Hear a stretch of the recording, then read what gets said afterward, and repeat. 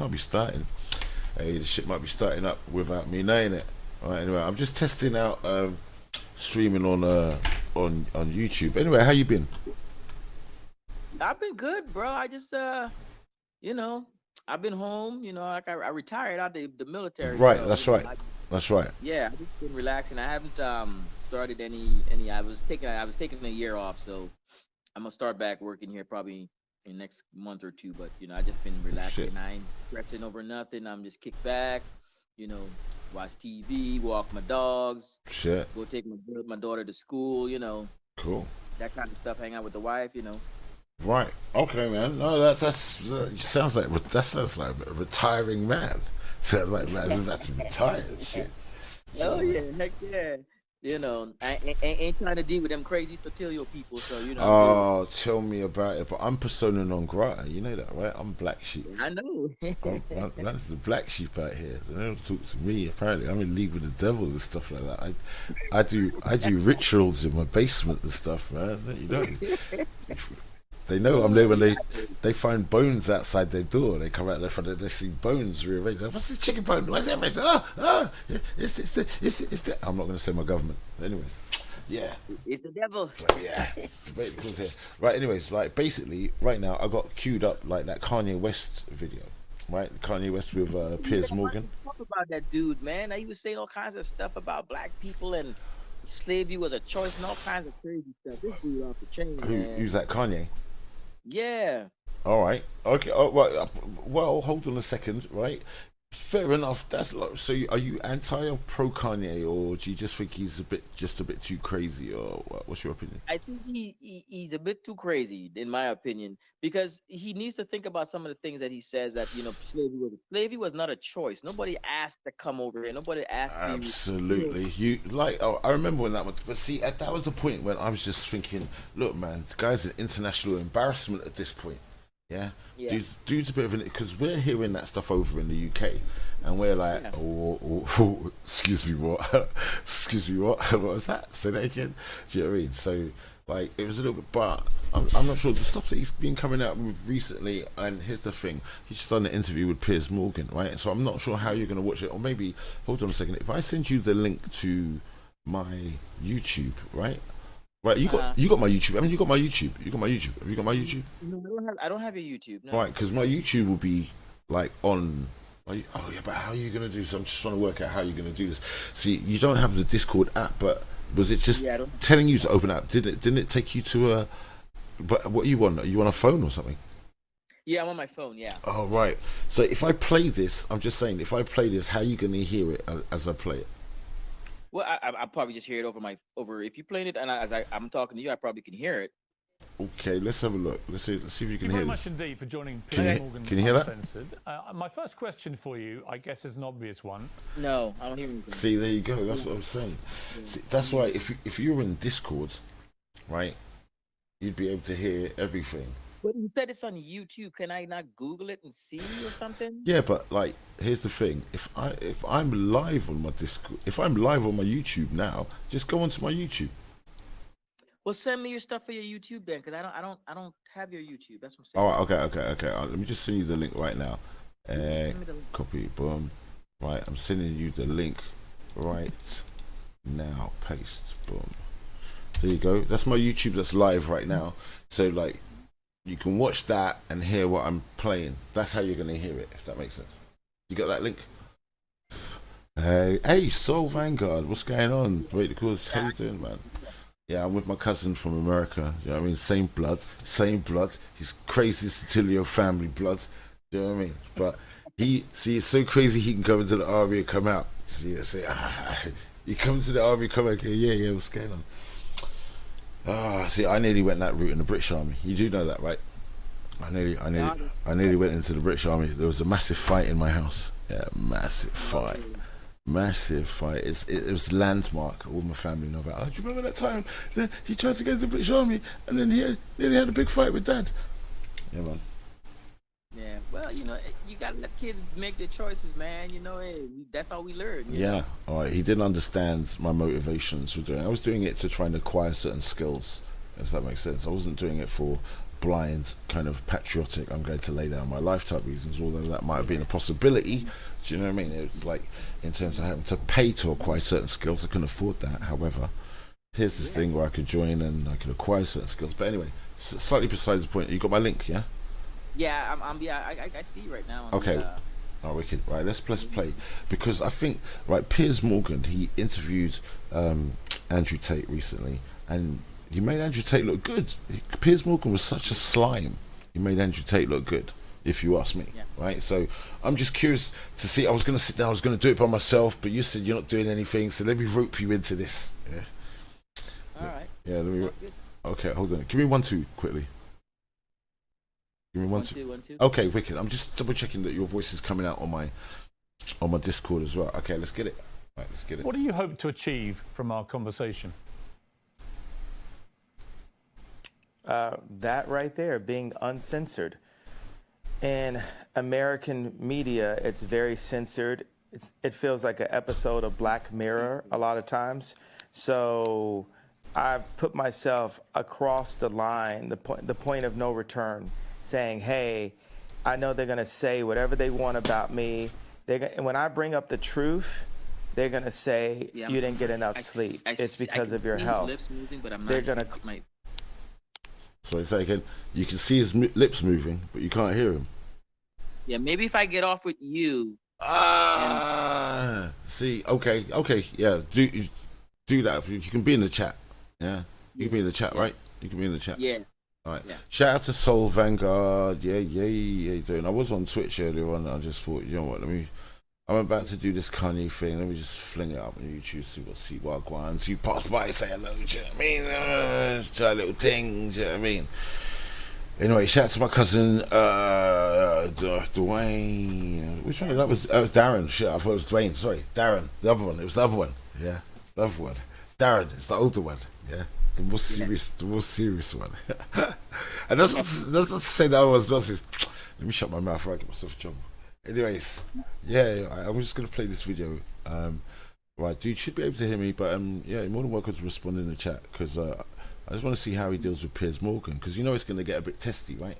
Call me names for my truth, but these experiences that I'm telling you about are factually things that I've went through, and things that I refuse to keep going through, and things that I'm not going to let my children go through, and things that I'm not going to let my peers go through. No pun intended. Well, look, we are most certainly uncensored on this show, and I want to give you the time and the platform to really explain yourself, because I think that sometimes sound bites about people, perhaps taken out of context sometimes, can create a very distorted view of what a person really thinks. What do you think, looking back over the last few weeks in particular, what do you think have been the biggest misconceptions about you? Right, we're going to get into this. Catcher Freeman, i.e. Debate the Cause. What's good?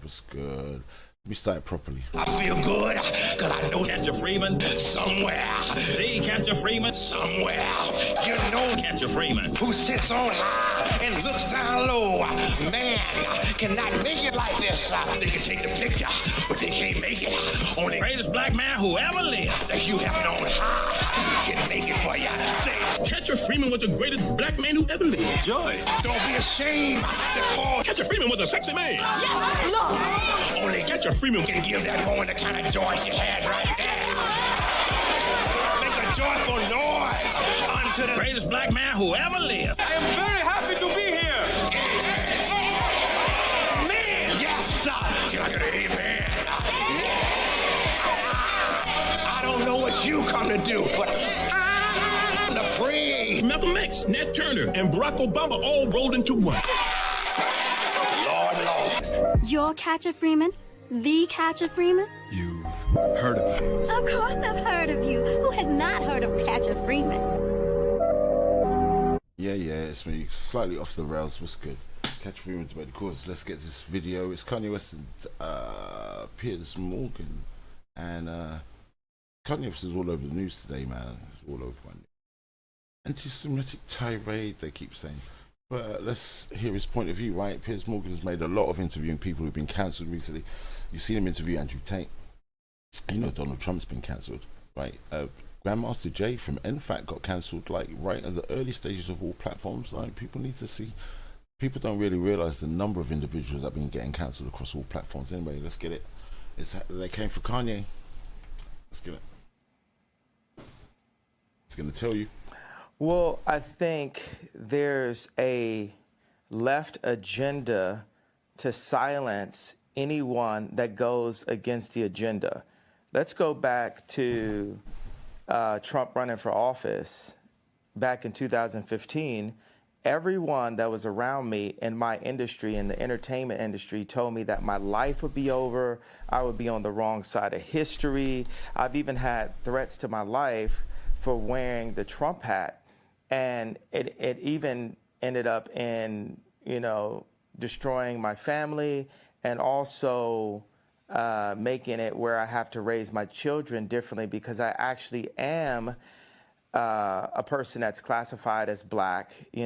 I classify myself as Jew, but a person that's classified that had been given that title in America as black, Right. in America, that I'm supposed to stay in a block of a vote. You never heard the term white vote. So why is there a term black vote? How is that okay? It sounds just as racist as a black drinking fountain. And my dad, called me. He said, the thing that the left fear about Ye or makes me the most dangerous is I'm rich. And that's the point. Tupac told me back in the days, you had to get your money right and then you go to war. So I'm going to war. I don't have endless resources. I only have maybe, honestly, only maybe $120 million in my account. But what I'm not going to let happen is I'm not going to let my kids take over Yeezy someday and have a boardroom telling them what to do and talking behind their back. I'm not going to let that happen to my children. So I have to fight right now. And the other powerful icons in black music, when they were at the top of the game, they didn't fight at that point. They were too afraid of losing whatever they had. So by the time they wanted to make a difference, by the time Bill Cosby wanted to buy NBC, he didn't have the Cosby Show at that time to be able to stand up when they wanted to literally throw him in jail, where they actually did throw him in jail. So people have to understand just the bravery. There's so many people everywhere. I know everyone can relate to being afraid to say what you're going to feel because you feel like you're going to, you're going to lose something. So whether you agree with me or not, I believe people are going to feel the fact that someone is brave enough to say something. Every day I do 5 things that people have been historically killed for. Every day. And it's just, I want to prove, first of all, I am Jew also. The 12 lost tribes of Hebrew. Do the math. Do your research on it. We have got our culture ripped from us and then told we were just simply void of color, which is another definition for black. But if we knew we were a culture and knew we were a people, the way the Jewish people know, then we wouldn't abort ourselves. We wouldn't shoot each other dead in the streets and then rap about it. We wouldn't brag about, having sex with each other's wives. We would keep our families together and we would do business together. The most dangerous place for a black person in America is actually in our mother's stomachs, because 50% of black deaths a year in America. So far, so good. No problems whatsoever. Let's keep that up. America is abortion currently. No problems here. I mean, I can keep going, but I want to make it, boom, ask me questions, let's go. I don't want to jump in too much, because here's what I honestly think. I think you have an extraordinary mind. You have a number of extraordinary talents. You're a musical genius. Get your tongue out of his ass, Piers. Public figure. What has been interesting to me is to watch the furore which has erupted in the last few weeks over a series of statements that you've made, which have caused, as you know, a lot of offence. And I guess before I get into them, I'm just curious as to whether you think there is a line for free speech. I completely agree with you that there is a war against free speech, that people are, treading on eggshells all the time terrified of expressing honestly held opinions in case they get cancelled. I think we're living in a really insidious era where liberals are behaving like fascists. So on that, you have absolutely my agreement. But my question for you is, do you believe there are limits to free speech? And if they are, what are they?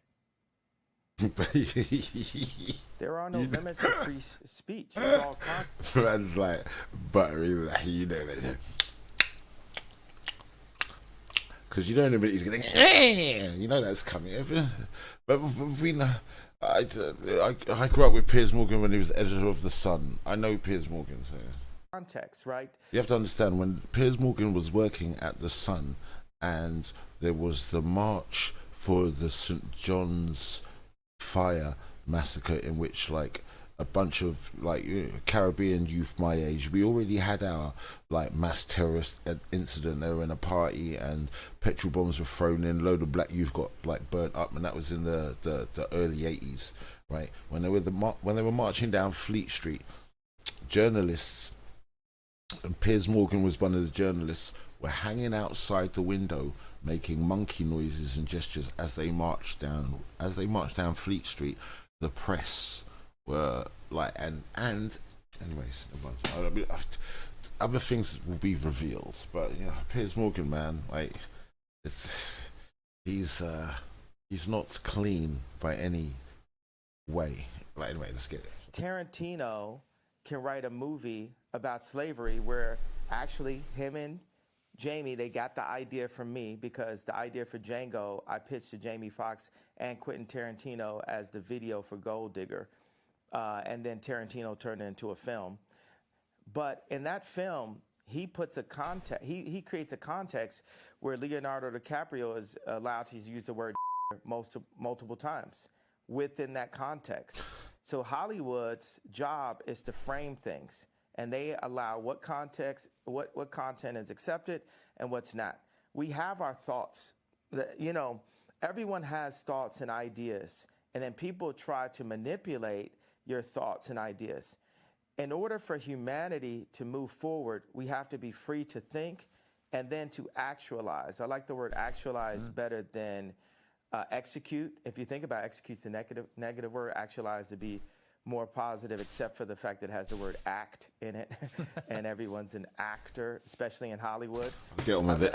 I'm like top 5 writers in human history, Oh. so I really get into the power of words, and I feel very akin to Capote, Freud,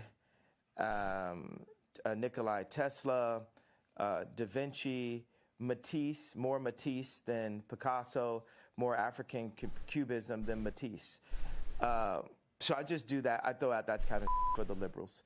And that's the funny thing. It's like liberals. Let me hold you up on that. Me. On Matisse, when you say you're more Matisse than Picasso, as somebody who's a fan of Matisse and Picasso, actually, I spent a lot of time in Saint-Tropez where they all used to paint together. So, why do you say Matisse? What is it about Matisse that you feel an affinity with? I feel like Drake is more Picasso and Ye is more Matisse. When we talked about, when me and Drake went to do the show last year for prison reform and to bring awareness to the incarceration of Larry Hoover, I sent him articles about the relationship of Matisse and Picasso and the need for these people. Two guys at the top of their game in the same fields, very well known, with a rivalry. You need to have that. You know, I need to go into the bar and go to Starbucks. That's a form of a modern day bar, right? And just hear Drake's song playing back to back. And Drake needs to go into that same Starbucks just in a different city and see people wearing Yeezys. And it puts us fair enough. Back Competition. into the studio. Yeah. And, you know, God sets up these almost similar characters, these doppelgangers. It makes me really realize God has a sense of humor. Like, why is John Galliano and Mark Jacobs the exact same human being, just placed in a different place? So I don't know who they are. does God have it where Bernard Arnault cannot purchase Gucci, not even through the Chinese market? God does this to remind us that we are not God, because when you take people like Elon Musk and Bernard Arnault and Trump or Jack Ma, Putin, you take these people in their own space, in their own environments, you know, we can start to feel like gods on earth, but we are nothing in comparison to God. And we are here actually to love one another and to collaborate and to make the world a better place. There's, you know, 1% of the world are placed in power and 99% of the world are the audience. So that 1% of the world, this idea of a United Nations, this is the world that needs to come together. This is the world that, I mean, here's the obvious go-to. Biden doesn't listen to Elon Musk. The president of the United States does not have meetings with Elon Musk. That is, hey, here, come get me. That's retarded. I know I'm not supposed to say that, Biden, but that's retarded, Biden. And I, you know, it's, and obviously because I've been deemed with mental health, all this, I have the right to use whatever words that I like to use. Well, that's interesting. So hey, ask another question. Well, yeah, let me ask you on that. So you just said something very inflammatory about President Biden. It will, as you know, offend a lot of people. Yeah. And it will particularly offend people who work in mental health. You say you should not use a word like retarded. But you say that because you yourself have had mental health issues, that entitles you to use that kind of word as an insult. Now, I would say that's an arguable point. I've had my issue is I've had mental health allegations. So do you believe that you have any form of mental illness? Resignation accessories. I believe that I suffered from exhaustion. I believe that I suffered from exhaustion. I suffered from being lied to constantly by the people around me. And I believe those things can drive anyone to a point of maximum exhaustion. He was but tired. I also believe that the man was tired. Extremely brilliant, and I'm here to make the world a better place. And I'm tired of the left media trying to pick on me. And y'all picked on me enough, and y'all finally touched the person that's not going to stand, that's not going to take it anymore. Oh, it's on. And that's part of the reason why I'm on Uncensored, because what they'd like is for me to be quiet. Interesting thing about racism and cancel culture, it's kind of similar, right? Racism works on itself. I can go into the Gucci store at age 18 and I just assume that people think that I'm about to steal, so I buy more things. With cancel culture, when I brought Marilyn Manson on stage with me when he was dealing with allegations, my stepbrother Marilyn was canceling himself. So many people comment on my White Lives Matter t-shirt. There's people who are saying right there in Fashion Week, when are you going home? I'm so afraid. People thought I was going to cancel myself. I'm not going to cancel myself. He's talking about self-deletion. I'm going to keep on delivering what I feel, because guess what? No self-deletion. Split opinions, by the way.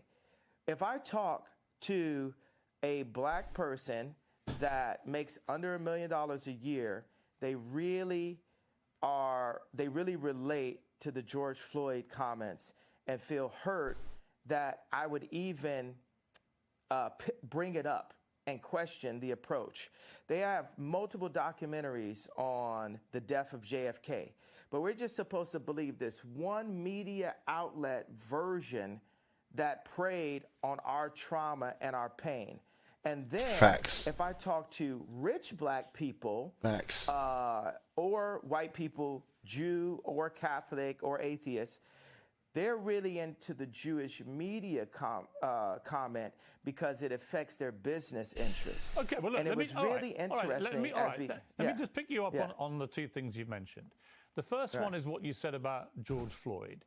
And the reality of that, it's not a media interpretation of how he died, because the Hennepin County Chief Medical Examiner concluded that Floyd died from cardiopulmonary arrest. his heart stopped, complicated by the way the police restrained him and compressed his neck. Now, he also said there were other contributing conditions. Wait. Well, hang on, let me finish. There were other contributing conditions, narrowed arteries, high blood pressure, and fentanyl intoxication. But although these were significant conditions, he said, and things that played a role in the death, they didn't directly cause the death. The cause of death was what that policeman did with his knee to George Floyd. Person? Well, why would a coroner lie? What makes you believe that? Why would a coroner lie? Because he could get paid to lie. Because he could get paid to lie. Because he's I talking watched in it. the press. I watched it for 8 minutes. The majority of the press. Right, but I watched it for 8 minutes. Now tell me this: have you seen the Candace Owens BLM documentary? I have watched some of that I've seen documentary. But here's what I would say to you. When you watch that video of George Floyd... No, it's not a but. It's not. Well, I haven't watched the whole thing. I need you to watch. Yeah. I know. Because he's trying to drift past the significance of that. La, la, it's all right. You don't have to do that. That's what you have to do with Piers. You have to do that with Piers. Be quiet and let me finish. Okay. You did interrupt my question. So this is what you have to do with Piers. No, I wasn't finished. You're pressing agenda. You haven't seen the whole thing. I don't have an agenda. I just read you what the coroner said. So we can have 20 different perspectives on how JFK died, but us as black people, not only can we only vote one way, we're not allowed to have any other perspectives, and that the area for George Floyd, where he passed, the murder rate is up 50%, and nothing, this is so-called movement, but it didn't move blacks anywhere. Right, now listen. So as a black person. I will say there are legitimate questions about the Black Lives Matter movement, no question. But on the specific point about how George Floyd died, I don't think it's in question about what actually killed him. It was that police officer with his knee on his neck. Well, it isn't question. It isn't question. I'm questioning it. Well, you can as question a black it, but person what you're questioning is a coroner report. Do you have friends that were killed by police officers? Do you have friends that were locked up? Do you have friends? Do you have people aborting half your race? No. So I am the black person with the black experience that's worth $11 billion and is the most influential person on the planet. And I am questioning it. Okay. And I have a right to question. You can't tell me with your accent that me as an American Jew black person that I cannot question that death and question the means behind that was put on camera. I'm not saying you to can't traumatize. I'm not finished. La la la la means let me finish. Okay. I'm not finished talking. So I cannot. See, because you distract my thoughts and then you try to make me look like a crazy person. That's what Piers does. And you feel you have the right to cut me off. That's and what Piers does. You guys don't want it with me. This is like Terminator 20. You've never seen this before. Piers interrupts you so that you can't complete your train of thought and then puts you onto another path of thinking and another issue. He does it all the time. It's really annoying, but you can't get like one continuation of an idea out with Piers because he does it as part of his interview technique. It's annoying, man. You've never seen this before, so I want no one to play with me. I have the right to question because that videotape was used to traumatize my people and force us into the Democratic vote. Hey, George Soros, you're a real competitor. I respect you. Yeah, I did. Yeah. I'm worth more money than you. Yeah, I was teaching at the time. You and that's what I did. Piers Morgan from a different country saying, well, I'm not going to do an English accent because that would be racist. I'm funny, by the way. You have to understand the juxtaposition of the significance of that. I was teaching at the time. Thousands of school kids were traumatized from watching that video, right? And you have to understand, everybody got to watch a black person die, on that video, whereas on European media, you're not even allowed to show a dead white body. You're not even allowed to show one dead white body. You can't. That's why when I was skiing in Austria, when I was skiing in Austria and the tsunami happened, I was shown this footage by German film crew that were flying up the beach of the tsunami, and I was looking at the beach and I saw what in my head was dolphins on the beach. I was like, look at all the dolphins that washed up, but those weren't dolphins. Those were bodies of tourists, but my brain wouldn't allow me to comprehend that those were dead white bodies just lined up. My brain saw dolphins. That's how brain, that you have no idea how actually programs you are, right? And it was like, because German media, they're a little bit more rugged when it comes to showing dead bodies.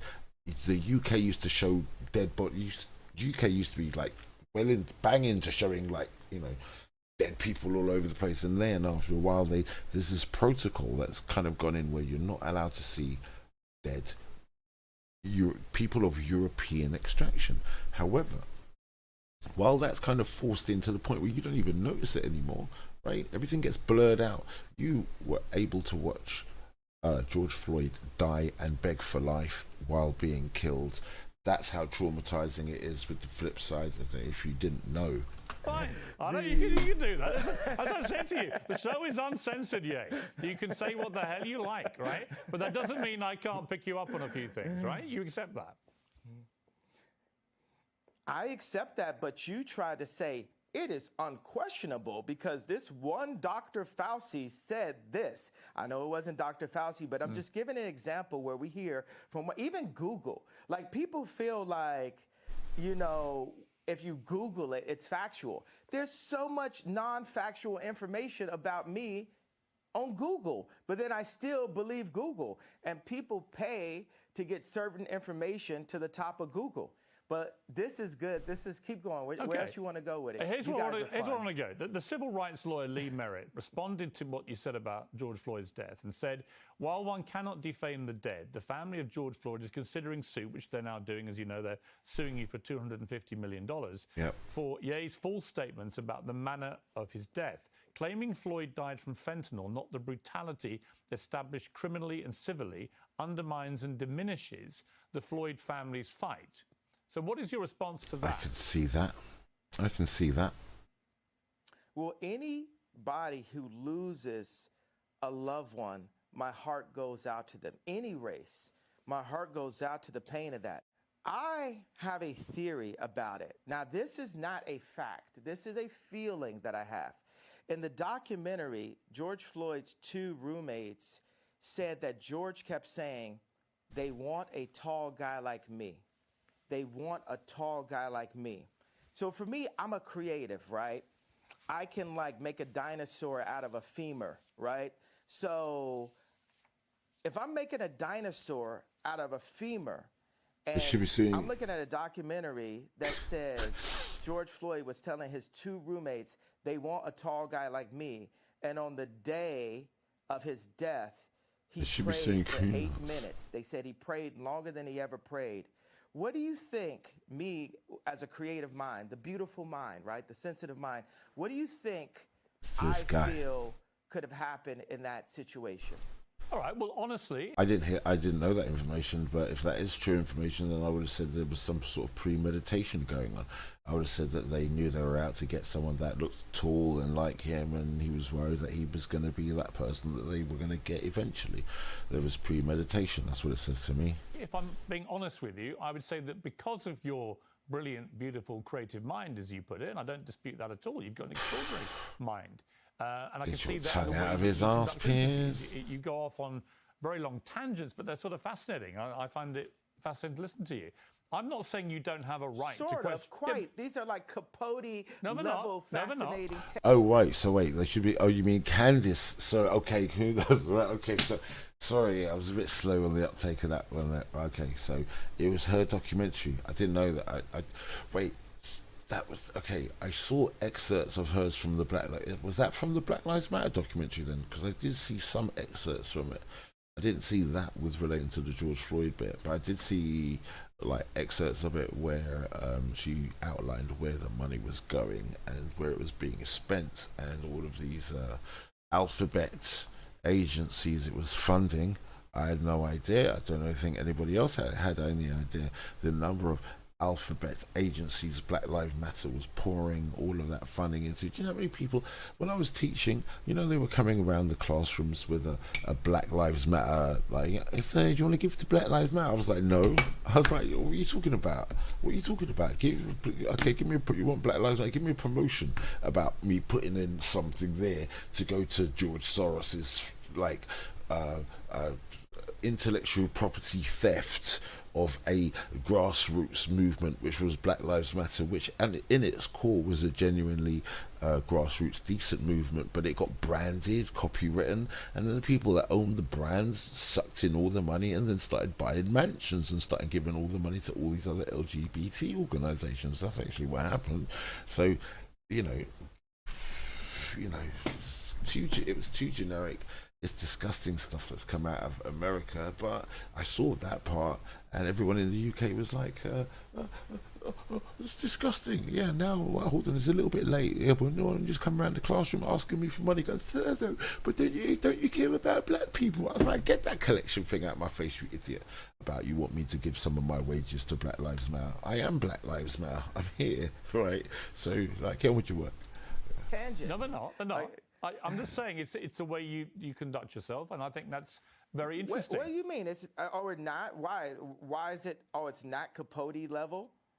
Actually, I think you Capote level. If you would like me to compare you to Truman Capote, I am happy to do that. Yay. If you want to be known as the new Capote, I'm with you. Okay? I'm not going to question your talent. Your talent to me is completely unquestionable, right? When you question that, so here's my point about the femur to the dinosaur. No, I'm going to ask you a different question. Situation. I'm just going to ask you this. What? No, what, you're not. You're gonna. No, I didn't finish my question. Well, hang on. You can't tell me. Answer my question. You can't first. tell me what questions to ask you. You accept that I'm the interviewer. To answer my question. No, I said answer my question. No, I'm interviewing you too. Well, you can't interview me. It's my interview. R.I.P. Daniel Sills. You're Bono. I'm interviewing you too. See, that's the way we rap. Let me just put this to you. So, Cringe. No. Hang on. You're trying to avoid No. La, to put quite a phrase. You're interrupting me now. I'm going to get back to it. All right, you can, but let me ask you this. Because you haven't answered my question. Here's my question for you, which you haven't answered. No, I'm not. Don't answer my question with a question. Yeah. I'm not answering anything. I'm going back to my original question in a way, which is simply this. I'm not saying you don't have a right to question how George Floyd died, but given the world watched that horrifying video of that policeman's knee on his neck, and given that is what the coroner said caused his death, albeit he had other underlying conditions, including fentanyl intoxication, when the family see someone like you, who's hugely influential, you're known around the world, questioning how their loved one died, they find that very hurtful, which is why they're now suing you for it. And my question for you is, do you understand the pain that sometimes your comments can cause, like this circumstance with George Floyd's family? Now, I'm going to ask you a question again. With my imagination, when you see in the documentary that George Floyd's two roommates said they want a tall guy like me, they want a tall guy like me, and that he prayed extra long on the day of his passing, where do you think that takes my beautiful mind? I think it can take you to a place where you want to believe something which may not be true. I'm not saying it's not. I'm just saying all the evidence points. I'm giving you an honest answer. My honest answer is I think that That wasn't honest. That was a political. What's wrong? It's just logical. My honest belief is that. What do you guys do? People in the newsroom, what are they doing? They're like cringing right now. They're like, whoa. No. We never experienced this before. We never experienced I'm not cringing. a black entertainer that won't be threatened by the media to back down from his opinion. Yeah, I think you mistake me. You mistake me for somebody who's going to be like the others. I have a show called Uncensored for a reason. I'm giving you a platform for a reason.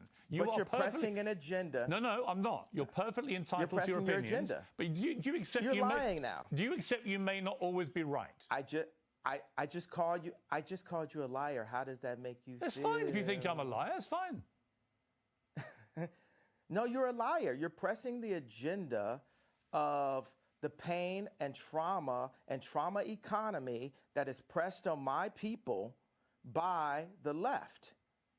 Actually, the trauma I think that was implemented to George Floyd was from a vile white racist police officer who kneed him to his death. And I agree with the coroner's findings because I don't see any reason why the coroner would invent that. So that's my belief. If you want to challenge that and you don't believe it, that's entirely your right. I have a question. Who do you think are the biggest vile white racist? The media. You think the media is racist? What? Please, next question. Please don't ask me any retarded questions. Okay, let me go to the next furore. Oh, gosh, which is your. Okay. Is that British for theory? Is that British for theory? What's theory, bro? Is that British for theory? Yeah, she has quite a good British accent. He said furore, which means like next confusion and shit. That's quite good. Let me ask you about the allegations that you have made anti-Semitic comments. And in particular, let's get it. When you said on Instagram, I'm a bit sleepy tonight, but when I wake up, I'm going DEFCON 3 on Jewish people. Now, many people who are Jewish found that deeply offensive. They wanted to know, what did you mean by going DEFCON 3 on Jewish people? Because DEFCON 3, as you know, is a heightened state of awareness for military action. So what did you mean by that?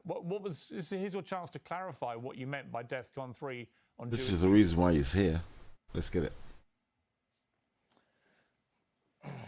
Well, thank you for allowing me to say what I meant due to the fact that I was blocked by Jewish people after I said that. So I wasn't actually allowed to say what I was about to say. But what I was going to say is I was going to talk about all of the contracts, all of the misdealings that I dealt with as an entertainer. Oh. Being that I'm an entertainer, I've been wronged so many times by Jewish businessmen. And the reason why I say people, if a black man is caught in the car with drugs or a gun, and there's 3 other black guys in the car with him, guess what? They're all going to jail. Right. So the reason why I say people is I want those businessmen's wives and fathers, mothers, grandmothers, and kids to ask them, why is Ye so mad at us? Because they're taking money out of my children's mouths and putting it into their children's mouths. I'll give you this parallel and this analogy. If you take, I just talked to Irina Shayk, right? And if you look at a picture of her at age 14, this person is beautiful, like one of the most beautiful people that God has ever created, right? And if any man did her wrong at a young age, she would get to the point where maybe she would actually hate men. You've heard that terminology, right? So I'm at a point where I'm frustrated. I have the right to my anger, and I'm saying that people need to fix it. I'm not going to fix what I feel until what I'm feeling is fixed. Okay, can I respond? You're not just going to shut me up and say... No, I'm not going to shut you up. Can I respond to what you just said? Kanye. My problem with what you've said, I'll be straight with you, is that if I, as a white man, posted tomorrow on my Instagram, I'm a bit sleepy tonight, but when I wake up, I'm going DEFCON 3 on black people, what would you think? Jew. No, if I said black people, what would you think? If that was what I posted. Well, did you accept that black people... You accepted that black people are Jew? Or I'll come to that in a moment. On the specific, though, if I simply said, in other words, all black people, was the implication? I think he should have used the term Israelite, in which case that would have resonated a hell of a lot better in terms of providing a distinction. But hey, he's coming with it. Let's get it. Of what I said. He's coming with it. I would get rightly cancelled. I would get rightly vilified and abused. Kanye should have said Israelite. Outraged by a white person saying such a thing, because you wouldn't make any distinction about whether I was talking about certain black business people I'd fallen out with or whatever. You would think I was judging an entire populace by the colour of their skin. You are, by saying Jewish people on Jewish... Kanye should have made the distinction that as a black person, he would be an Israelite. That's what I meant by that. Okay, because if he'd said him as black people, we were Israelites, and then the UK understands, South America understands, Caribbean understands, blah blah blah, and we move on. Very simple things. No one's planting any flags here, but he's brave enough to say it, at least put it out there. Yeah, no problem so far. No problem so far. Jewish people, you're not saying Jewish businessmen, accountants, whatever, that you've had a problem with. You're basically saying in that statement, all Jewish people, which is why it caused such offense. And I'm curious whether you, even as you wrote those words, understood what Jewish people actually would feel when you said that, and didn't make any specific references to any individuals. Maybe they would feel how all my people have felt. Maybe they would feel the pain of when a black artist looks up and they've completely been raped by 5 Jewish businessmen, and there's multiple accounts. Why does the fact that they're Jewish have anything to do with it? Maybe they would feel like that. Because they are, Piers. Because they are, Piers. Because they are, Piers. What's with the Jedi mind trick? These are not the droids you're looking for. See, he's trying to do the Jedi mind trick. These are not the droids you're looking for. Because they are, Piers, as his personal experience. Kanye's telling me that they are, so I'm saying they are because Kanye said they are. That's his personal experience. But why is he refusing to accept that? How many times do people talking about walking through the hoods? And I got bunch. What was it? Was it even referred to as a pack of? We've referred to as packs sometimes in certain neighborhoods. For goodness sake, well, you can't make this very easy distinction. It's very easy. I mean, I don't see what the problem is here, Piers.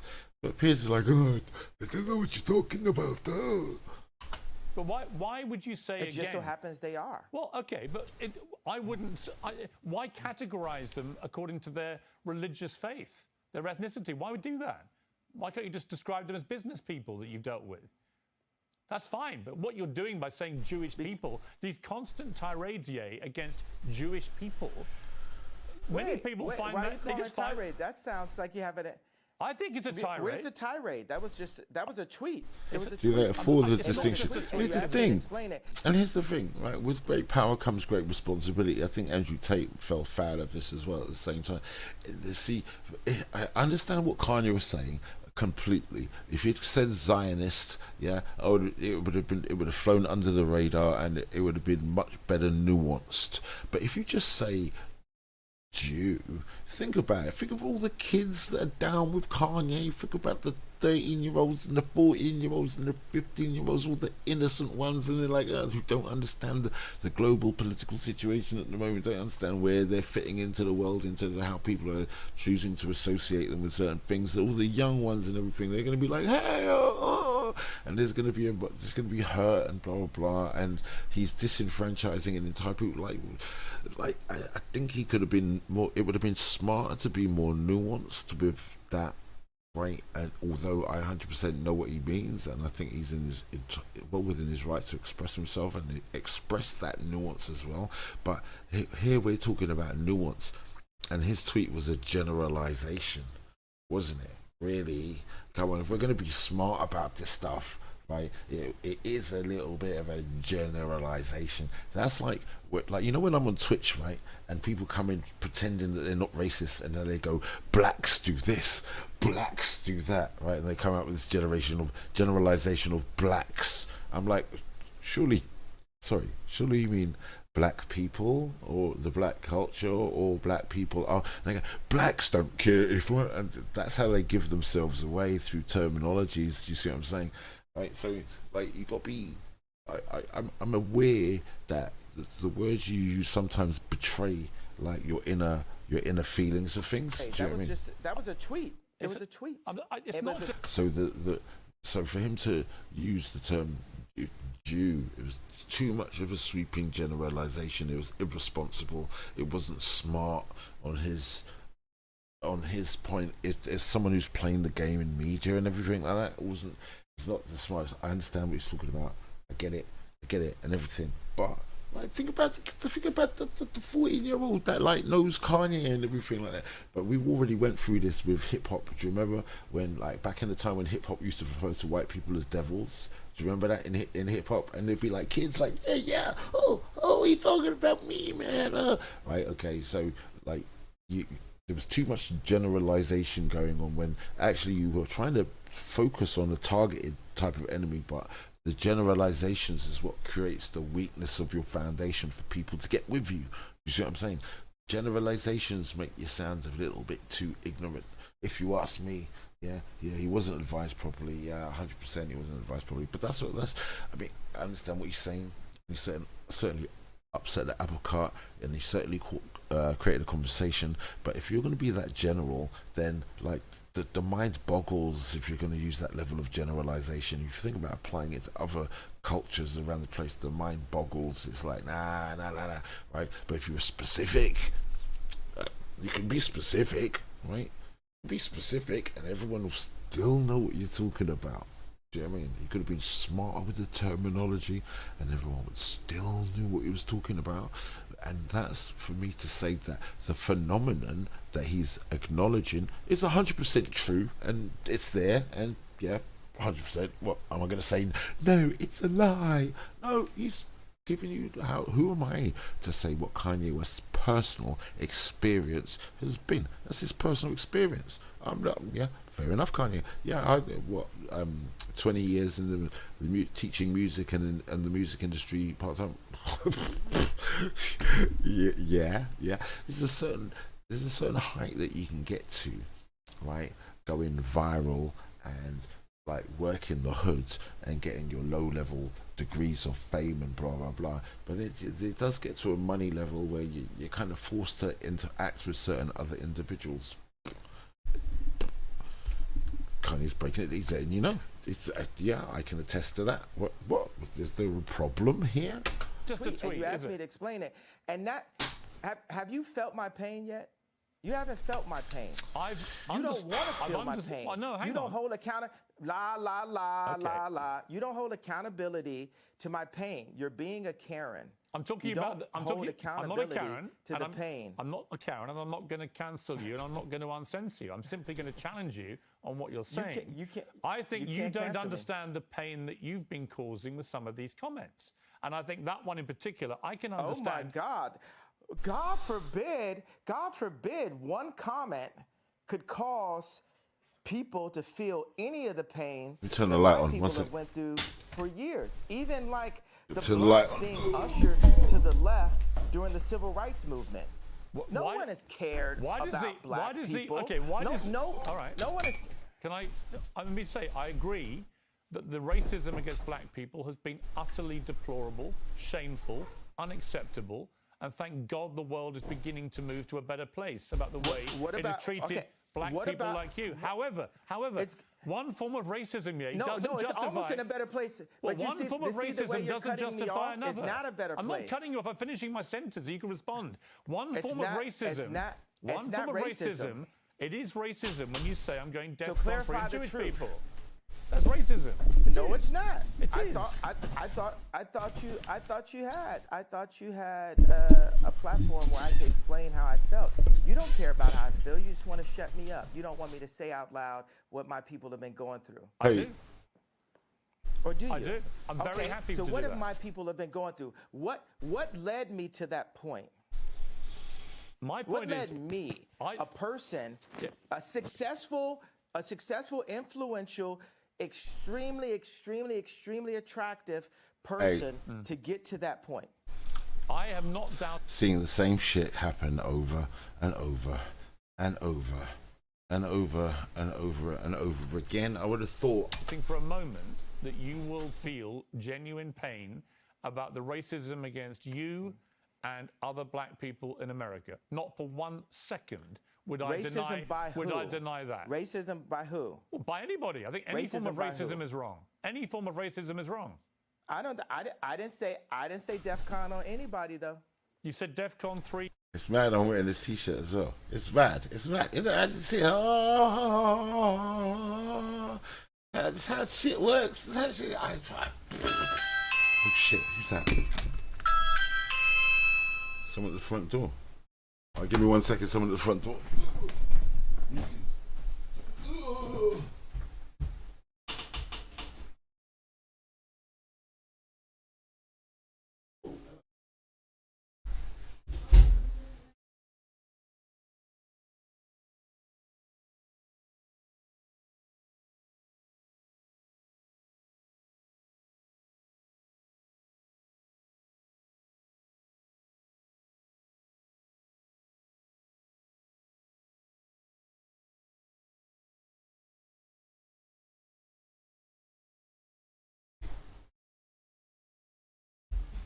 Dude, oh shit.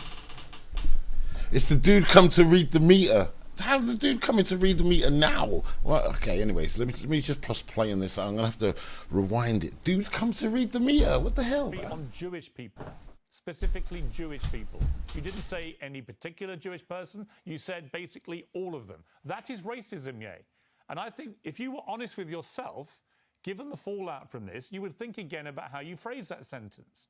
Because actually, you didn't mean all Jewish people. Given the fallout, given the fallout, given the fallout. Do you care about the hurt you caused Jewish people? What fallout? Well, you were removed from you were removed from social media. Wait a second. You're not allowing me to talk, Chris. You're not allowing me to talk, Chris. Oh, I thought it was the same person. He's American. I'm British.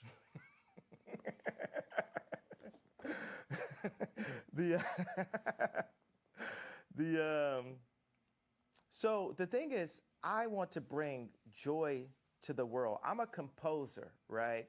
And this is a symphony. Our life is a symphony. We have so many beautiful ideas, but I feel the anti-Semite has been a wall, a cloak that allows Jewish businessmen, boom, I'll only be the police officer that says, hey, this guy with the gun is the only person going to jail. I'll be the first person that does that in history, right? So look, no one else in this car riding with the guy with the gun and the drugs is going to jail. Are you happy? I'll play by rules that are not played by from my people, just for the sake of this conversation. I don't want you playing by any. So I don't want you playing by any. That makes you happy, right? I don't want you to say things just to make me happy. That's what colonizers do, is give us rules. I'm not trying to colonize you. That's what colonizers do, is give us rules. I'm not trying to colonize you. I'm not trying to censor you. All I'm saying to you is, when you use a phrase, like I'm going DEFCON 3 on Jewish people. Did you hear what I just said, though? Yes, I did. We're past that. We're past that in a conversation. Well, hang on. We're not past it. Did you hear what I just said? We're not past it unless you're prepared. Are you happy that I said I'll focus? Let me explain Are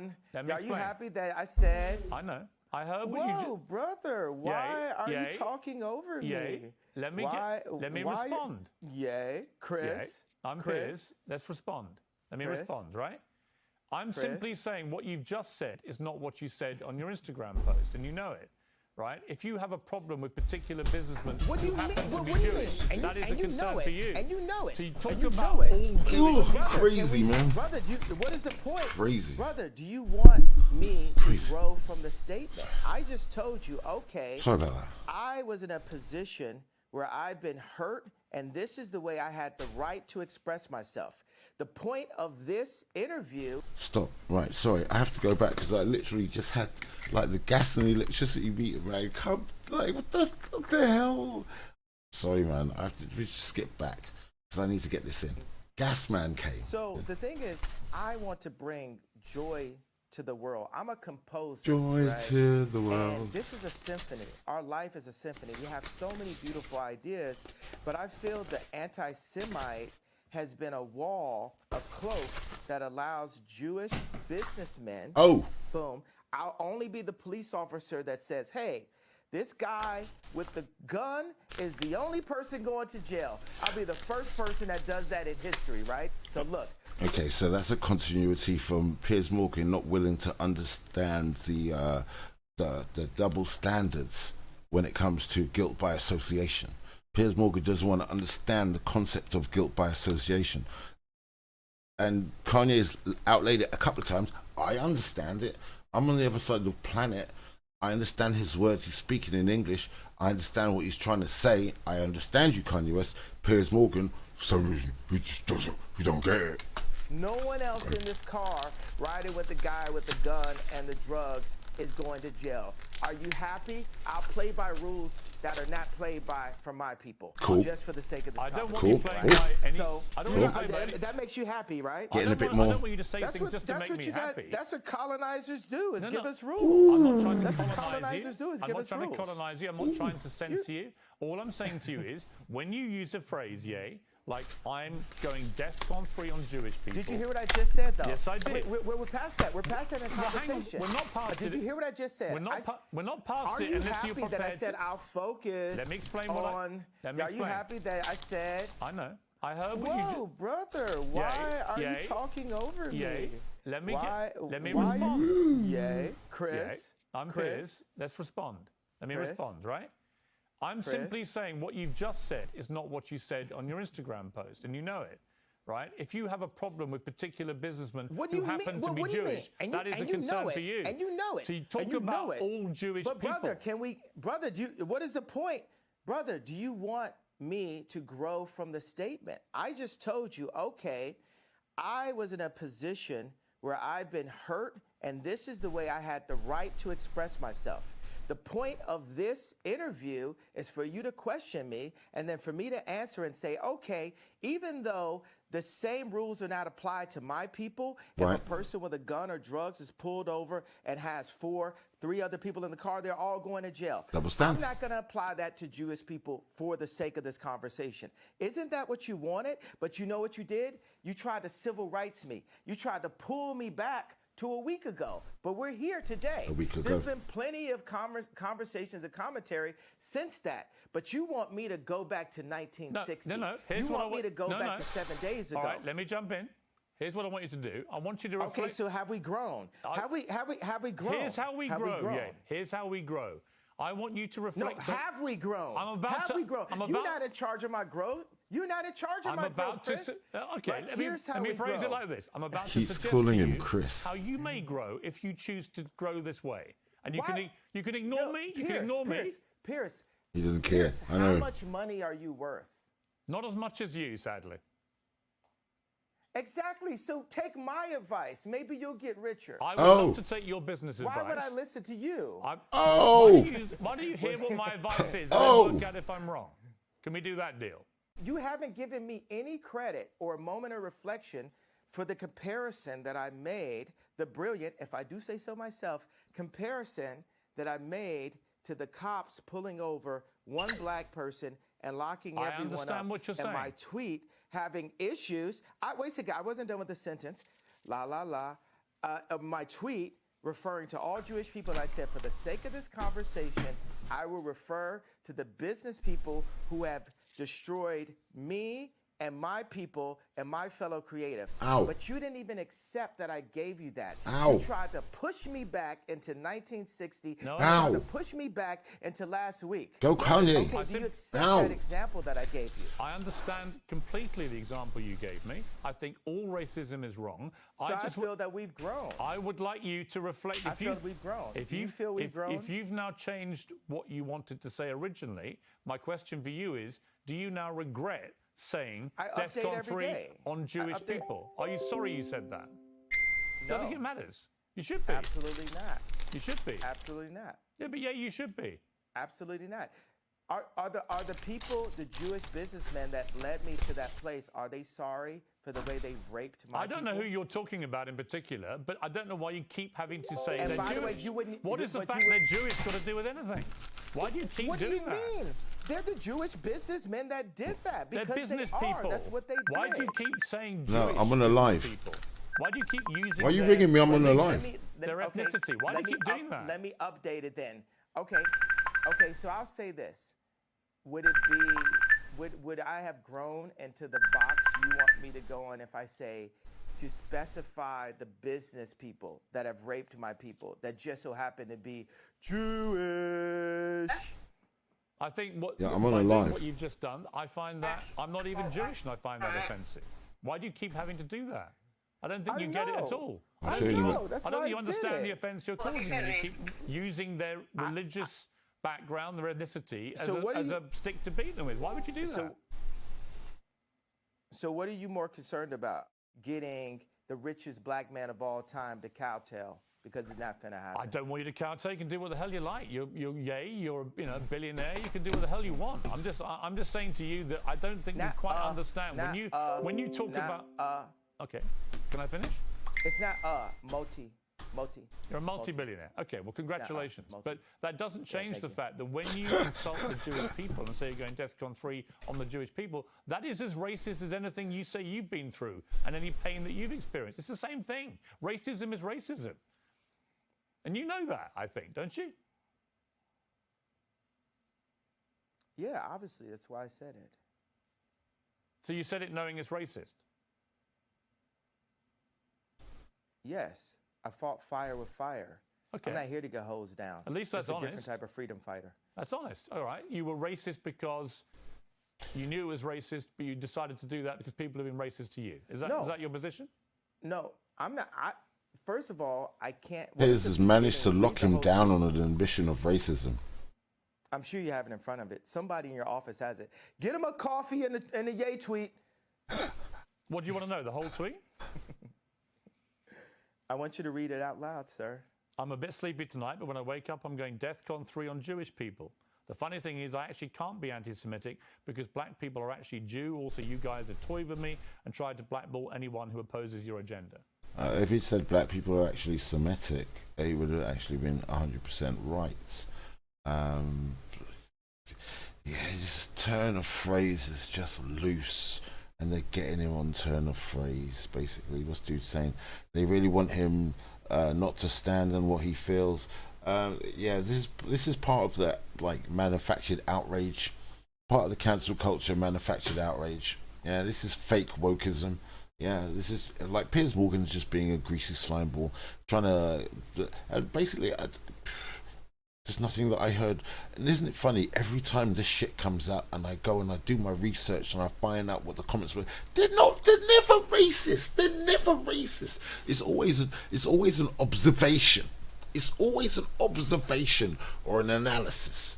It's always an observation or analysis. You know, good old-fashioned racism. You know, we go good old-fashioned racism where you look at it and you call us one word and you go, yeah, you're a ninja. We don't like ninjas like you around here. Get away from here, boy. We don't like ninjas like you around here, boy. Like, you know, remember that old school visceral racism? Yeah, throw the word and it's, racism, where's this shit? Right, it's always an analysis, yeah? It's always, I've observed, blah, blah, blah. Oh, racist! What? Like, I thought anti-racism was meant to be a moral virtue on the planet Earth. It's meant to be a moral virtue, right? It's meant to enhance everybody's life for the positive, not cause consternation and cause disruption, which is what this other thing that's masquerading as anti-racism seems to do. But that's just me. I'm just saying what I do. So yeah, Kanye is not well versed enough in his knowledge to counter efficiently. He's not.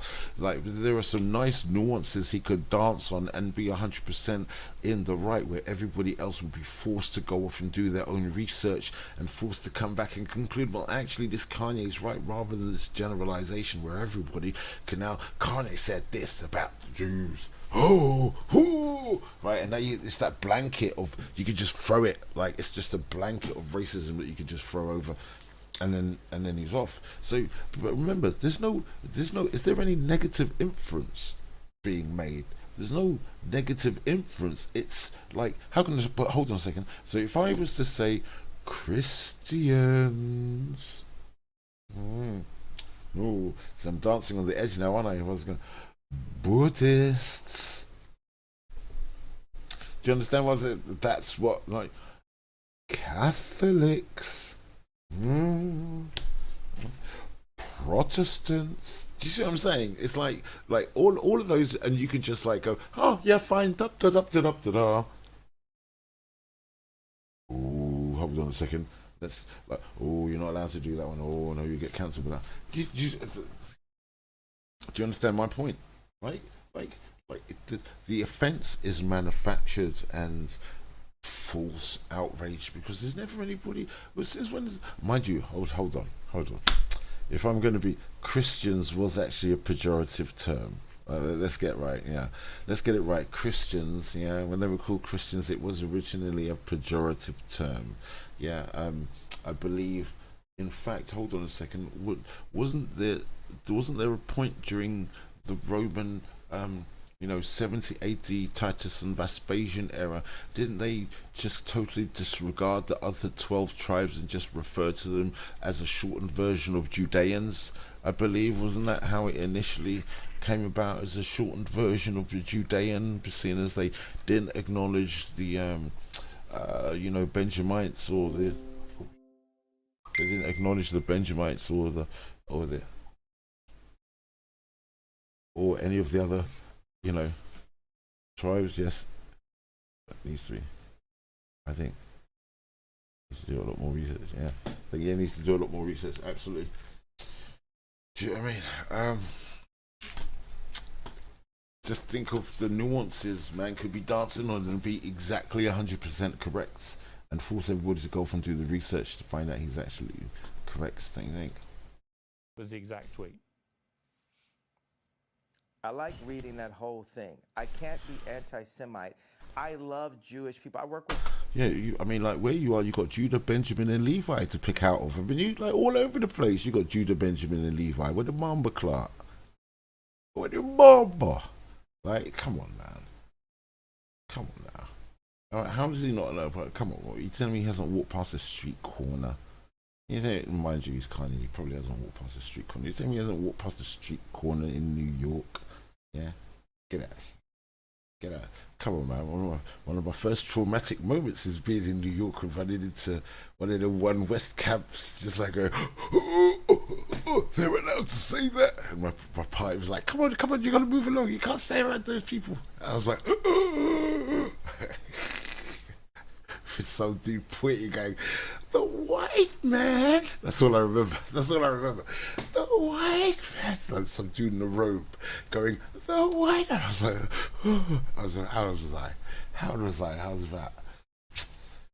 about 15, 16 or something like that. Went over to America, man.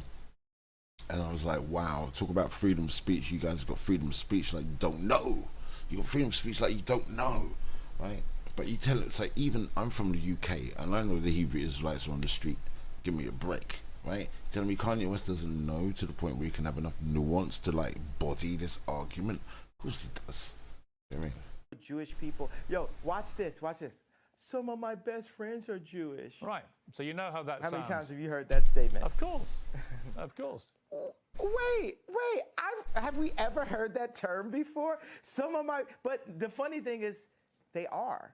I work with Dove Charney that got kicked out of his company, out of American Apparel. I work with this guy every day. He's like my twin. He's one of my favorite people on the planet. And we work through that. And we talk through it. And he says, yay, why are you so mad? And I'm like, this is why I'm mad. This contract right here, what's going to happen before I'm done, we're going to open up all of the music industry contracts, all of the publishing deals, all of the athlete deals, all of the acting deals, all of the mortgages, all of the deals. Yeah, you could say that, right? What's that speech Joe saying? He makes a lot of blanket statements that he could really delve deeper into and change the game. Well, it's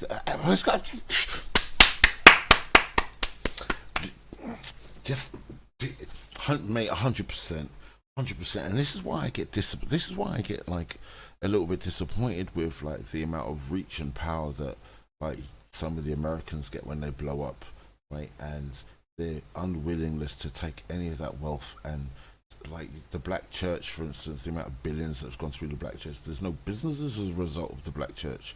You understand? So like there's a lot of things that people could have brought attention to that would financially change the game, and you need to be of a certain stature for people to actually acknowledge, right, that what you're saying has got relevance to it. Kanye's at that level, right? And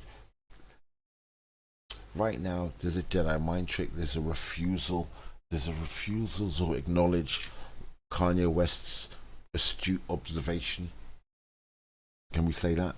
There's a refusal to acknowledge Kanye West's astute observation. You can't say he doesn't have business acumen. He's a multimillionaire, right? And a multimillionaire will observe certain things. Of course, he's going to, and he feels brave enough to say so. So far, I'm not on that hate Kanye bandwagon. I'm taking it in. I'm listening to what he's saying. I'm like, fair enough.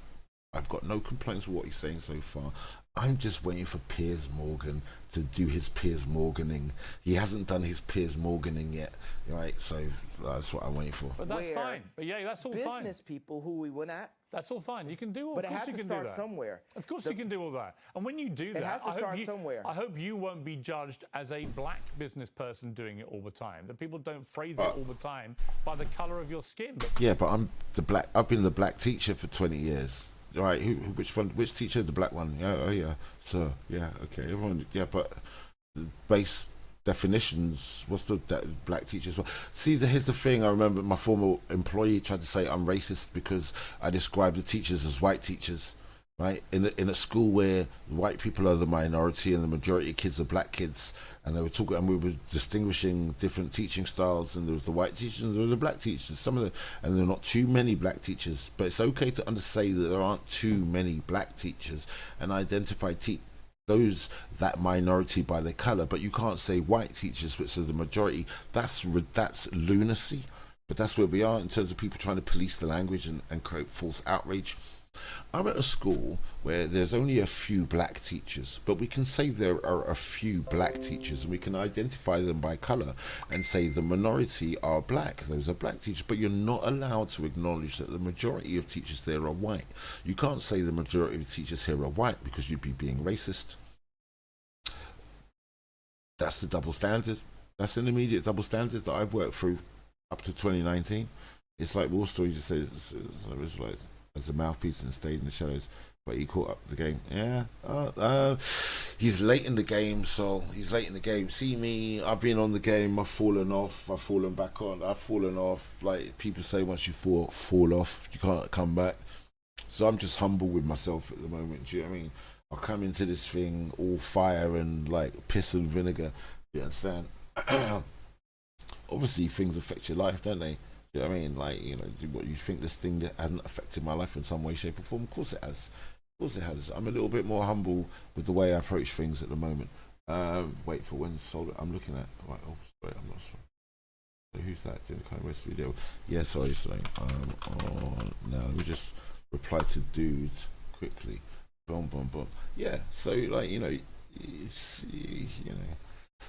some people can like probably stand up and like go, oh, you're unclean, you're not worthy. Look, man, everyone's on there. Like everybody should seek out their own salvation with fear and trembling. That's all I have to say. Yeah? Everybody needs to seek their salvation with fear and trembling. Listen, shout out to the elders of GMS. I remember nearly a decade ago coming into this thing. Yeah, nearly a decade ago, and they was like saying, you know, and like Europe and they're gonna hate America, Gog, Magog, and shit. What? You never saw it until they bombed the pipeline. And as soon as they bombed that pipeline, as soon as the Americans bombed that pipeline, now you can start to see it. Now you can start to see. Now you can go, oh, sure, yeah. You got that senile guy running around, haven't you? Like. You got that guy around there, haven't you? That's your new prime minister. Can you believe it? Where are people like? I hope you guys are holding account people like Roland Martin, the guy that got you to vote for that senile thing. I hope you guys are holding account all the left-wing shaming tactics. In fact, I was talking about this on my Twitch stream, right? Which is the thing that I've acknowledged while trying to do a political stream over on Twitch, is that like I'm finding I'm having far more intellectual conversations about policy and politics with those on the right, and they're far more constructive than those on the left. And those on the left have absolutely no arguing or debating skills whatsoever. They don't really know that much about policy, and it's all personality politics they deal with, and it's really bad. And if they'll come with a point, but they won't debate it, and they'll use shaming tactics. So let me steal a little bit of Kevin Samuels there. Shame, insults, guilt, and the need to be right. That's pretty much how left-wing politics is operating at the moment. Think, like, can you remember Ice Cube?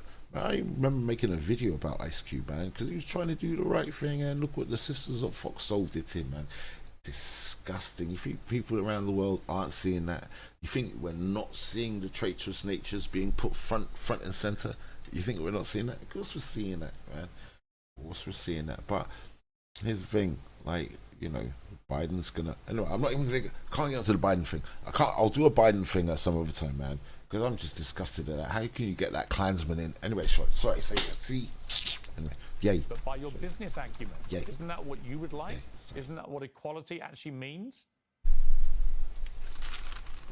Of course I'll be judged by that, because when people come into power, people get judged. You know what I'm saying? Like, there's nobody that gets judged more than a straight white male. The straight white male has the least amount of a platform to even speak. A straight white male can't say, my wife hurt me today, and because people will say, well, you're hurting women. A straight white male can't say, hey, a black employee didn't come in to work on time, because then people will say you're racist. A straight white male can't speak on a homosexual person because they'll say you're homophobic. And so I empathize with the position of the straight white male. And part of the reason why I empathize... Stop. And this is the part where they're just going to throw this over to you in the UK, and you're going to think, Kanye West, you sell out. Kanye, selling. Oh, I'm done.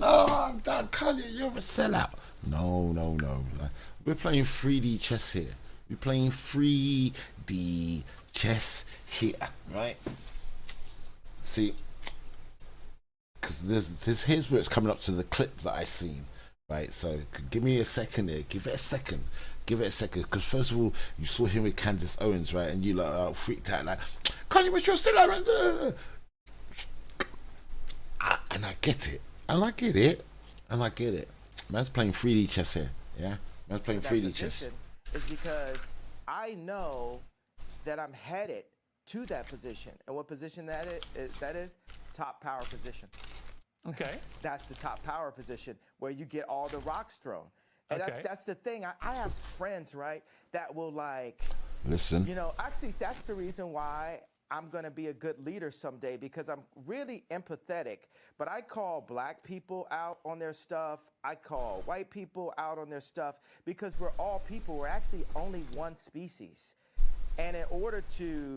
So basically, if you don't understand what he's doing, he's operating in God mode, right? But he's not operating in God mode like your average 501c3 lurb everybody type Christian. He's operating in God mode as a sort of predatory ruler of the planet type of philosophical mindset. That's rule of the planet mindset, okay? That's what I wasn't getting. So I get it. So I feel bad. Anyway, let's see if you can get it. Whether it's my friends texting me like, bro, you got to get in the gym. You're looking chubby in the photo. You know, it's like we have to hold each other accountable to what's actually happening. And it's so much is based on you did that tweet wrong. So what I will say is, I feel that my words demand more sensitivity for the frequency that I'm operating at, and and the amount of people that I'm communicating to. And I take that responsibility right now. But I will also say everything happens for a reason, because if it had been perfectly worded in English, and because there's nothing whiter than English itself, right? I'm already not speaking in my mother tongue, right? So if I had perfectly worded it in the most sensitive way, then we wouldn't be here right now. Now we're opening up the conversation. Like I'm not allowed to say whether or not I'm running for office in 2024, but I'll tell you what, if the left, let's say the left would have never supported me anyway. And now I've got to call to attention, I am who you should support. The left did not allow Trump to be president. They treated him like he wasn't even the president. True. So even then he won, he was losing half of the American people every day, and it divided the country. What I'm saying, whoever goes into office, for British media, for American media, we must support our leaders and not just run this hyper negative. You know what I will, and black people hate when I apologize for this. Man's campaigning. Man is campaigning for office. He's campaigning for office. Oh, Lord. He's campaigning for office. Shut up. Can't tell me shit. I'm like, wow, that campaigning. Sounds like me. Man's campaigning for office. Sounds like the telethon. I opened up this level of disrespect towards our leaders. And people were happy. And the left saw that and say, well, let's just have every celebrity do what Ye did at the telethon. So I take responsibility for that moment. And you know what? I just want to give every Jewish person a big hug. Also, I'm envious of the Jewish people. I'm envious of how they don't abort their children. I'm envious of how they don't shoot each other in the streets and they rap about it. I'm envious of how their families stay together. I'm envious that they turn their phones off on Friday night and the family comes together. I'm envious of how they do the business together, and I want that for the darker Jews. I want that for the black people. See, no, Kanye. You want that for the Israelites. That's what you should have said. That was the nuance right there. He is being clever, and I don't think the base the base democratic mindset will allow people to understand where he's coming from. Unfortunately, they're not going to let the left-wing thinkers understand where he's coming from. I think he's being very clever, but the left is constructed at the moment to be so adversarial and so almost like gang-like, almost like gang colours-like, that there's no real intellectual discourse going on to the point where they'll even see the bigger game. Do you understand? It's just low level. It's such dumb low. But I see this when I do my Twitch stream. When I do politics in my Twitch stream. Catcher Freeman on Twitch, by the way. Yeah, Catcher_Freeman on Twitch if you want to see where I am daily. I'm over here because it's the Kanye thing, innit? Man wants to check out some Kanye. It's fair enough. What I do on Debate the Cause on YouTube is fair enough, isn't it? Watching the Kanye thing. Fair enough. We want that. We need that. God said we should remove the word want, right? Okay. We're going to have that. Stop. There's no reason why black people can't be conservative, especially black Americans. You guys can be more conservative than anybody else around here, to the point where they don't want you to acknowledge the power that you have with that conservatism. Biden's just he's just given however 20 million or so people potentially the right to vote in the generation. The black vote actually won't be a tipping point anymore. He's just legislated your power as a voting base out, and you guys have gone yay as you've done it. There's no strategic thought in the black community whatsoever, right? You guys can be more conservative about immigration than anybody else. You founded America. If you're a black American, you were there from the very beginning. Hello, let's forget about transportation, forget about the whole stuff. Let's say you're just a secular American. You were there from the very beginning. If you're there from the very beginning and helped found the place, why should you have unrestricted immigration? What, just because there are other darker skinned people as well? The left will have you go, oh, your heart has to bleed for other people because they're people of color as well. No, they're economic migrants. The economic migrants are going to come into your area and then use all your public resources that you pay tax for, which make your public resources more expensive, when they're actually doing jobs that they don't pay tax on, right? But they're still getting all the benefits from the hospitals and everything else that you decided to work up as a civilization. Yeah, hello, you're allowed to be anti-immigration. Of course you are, right? But just because you're black as well, your heart has to bleed for every person that wants to come into the country illegally. You helped found the country. right? You could be more anti-immigration than anybody, and there's also numerous other things that you could be more than anybody. The only thing is they don't fit in with the left-wing faux ideology of the Democratic Party, and they need you in the right place, bleeding hearts for every other person except for your own. Don't you see the black community is all in America is always used as the spearhead for other migrant communities that come in, right? As though it's always co-signed by the black community, but no one ever addresses the black community. It tries to improve and when I say the black community, I mean the Israelites in America. How do you like that? How do you like that one? Yeah. Okay. And this is the beginning of it. But it seems to me, and correct me if I'm wrong, but it seems to me that you are acknowledging, as you've just acknowledged that it was wrong to say what you said about President Bush when he said he doesn't care about black people, and that may have encouraged all this disrespect towards presidents since. I think it's an interesting point you made. It does seem to me, Ye, talking to you, that even if it's hard for you to admit this, that you do regret the wording of that tweet which caused all the problems, and you wouldn't phrase it that way again. Am I right? I would tell my dad that. My dad loved the White Lives Matter t-shirt because what audacity does a black man have to wear the exact same t-shirt that a white man could wear? You know, and my dad was a Black Panther. I mean, we have a water purification center. You know, he's like the original Steve Jobs. Right. This is not as much as it's kowtowing to the right as it's provoking the left. What he's doing is not kowtowing to the right. He's provoking and lifting the skirt of the left. That's more what he's doing with these actions. Educated version of me. Right, and he liked both of those things, but he said, you know, Ye. He even calls me Ye now. He's like, Ye, you've got to be more sophisticated with your wording, and that wording. That's like I right. said, That's I'm right. a bit sleepy, and it lacked the sophistication needed to be the true. I think we're agreed. That I am. I think we're all agreed. Because it's the conductor's job to bring people together, and that was divisive, right. Which is not who I want to be. Right. So so I'll tell you that I'm not looking. And also, let me well, put sounds out like right you agree. now. So it sounds like you agree with me. Do you agree with me then? I want to talk.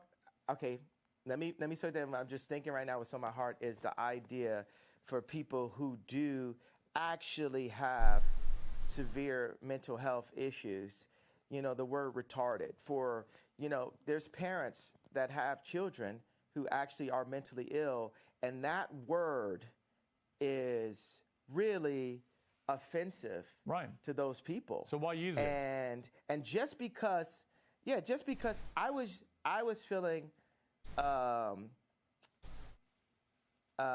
mental health issue, but Noah. I mean, right, sorry about that. I just had a disconnection and reconnection. So it's something to do with my ISP. That happens when I'm streaming on Twitch as well. So, like, sorry about that. I'm not sure how much of that interview I missed. I'm going to skip back about 30 seconds, right, and start again. Sorry about that. I am, because it's the conductor's job to bring people together, and that was divisive, which is not who I want to be. Right. So so I'll tell you that. I'm not looking, and also let me. Well, put sounds out like right you agree. now So it sounds like you agree with me. Do you agree with me then? I want to talk.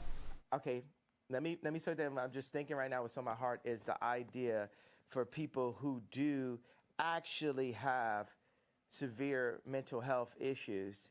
You know, the word retarded for. You know, there's parents that have children who actually are mentally ill, and that word is really offensive to those people. So why use it? And just because I was feeling it's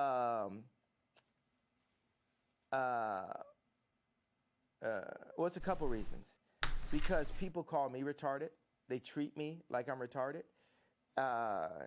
And so I embrace it. It's like you call somebody a so much, they say I'm.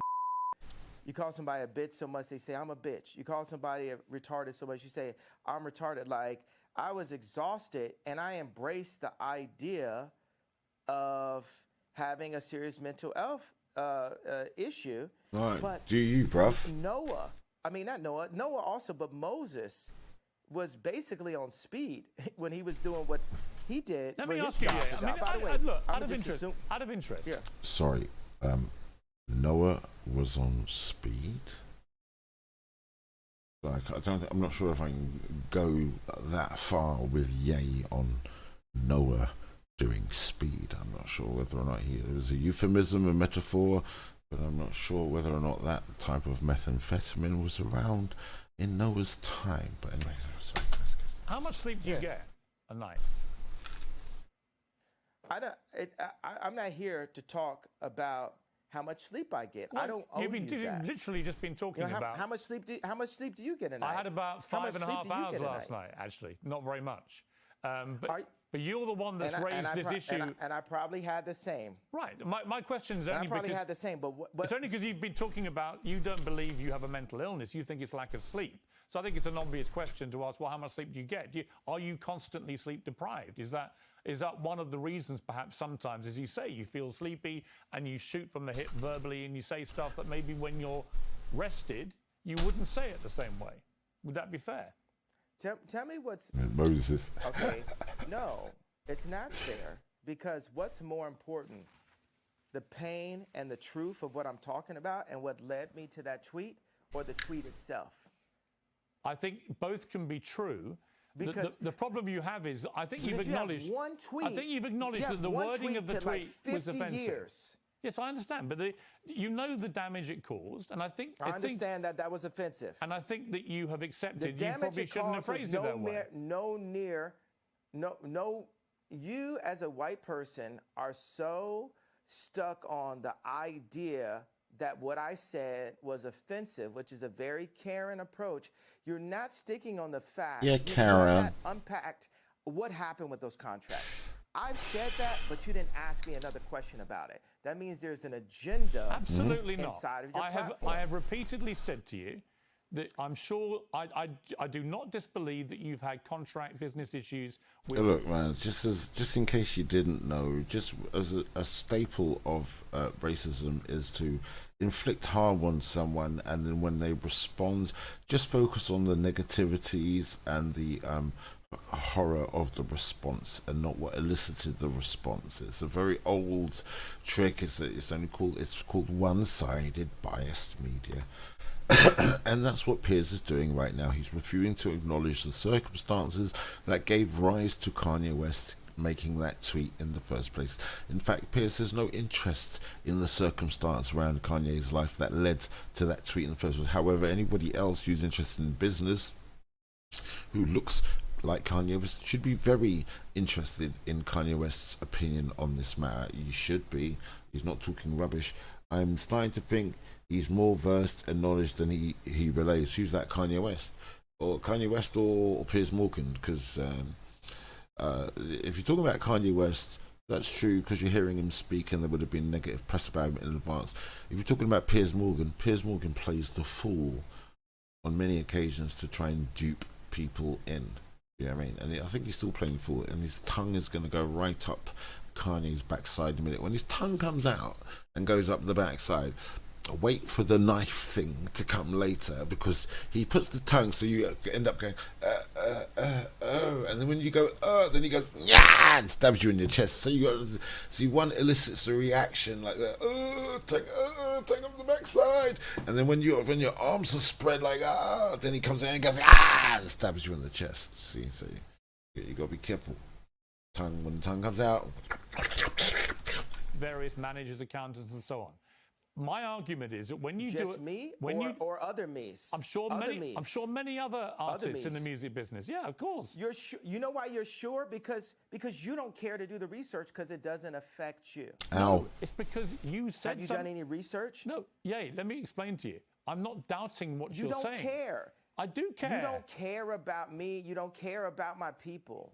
I care about me. I care about my people. So it's for me to stand up. And God forbid I step on someone's toes while I'm at it. It's not someone's toes. You stepped on the entire Jewish people's toes with a very deeply inflammatory tweet, which I think you've now accepted.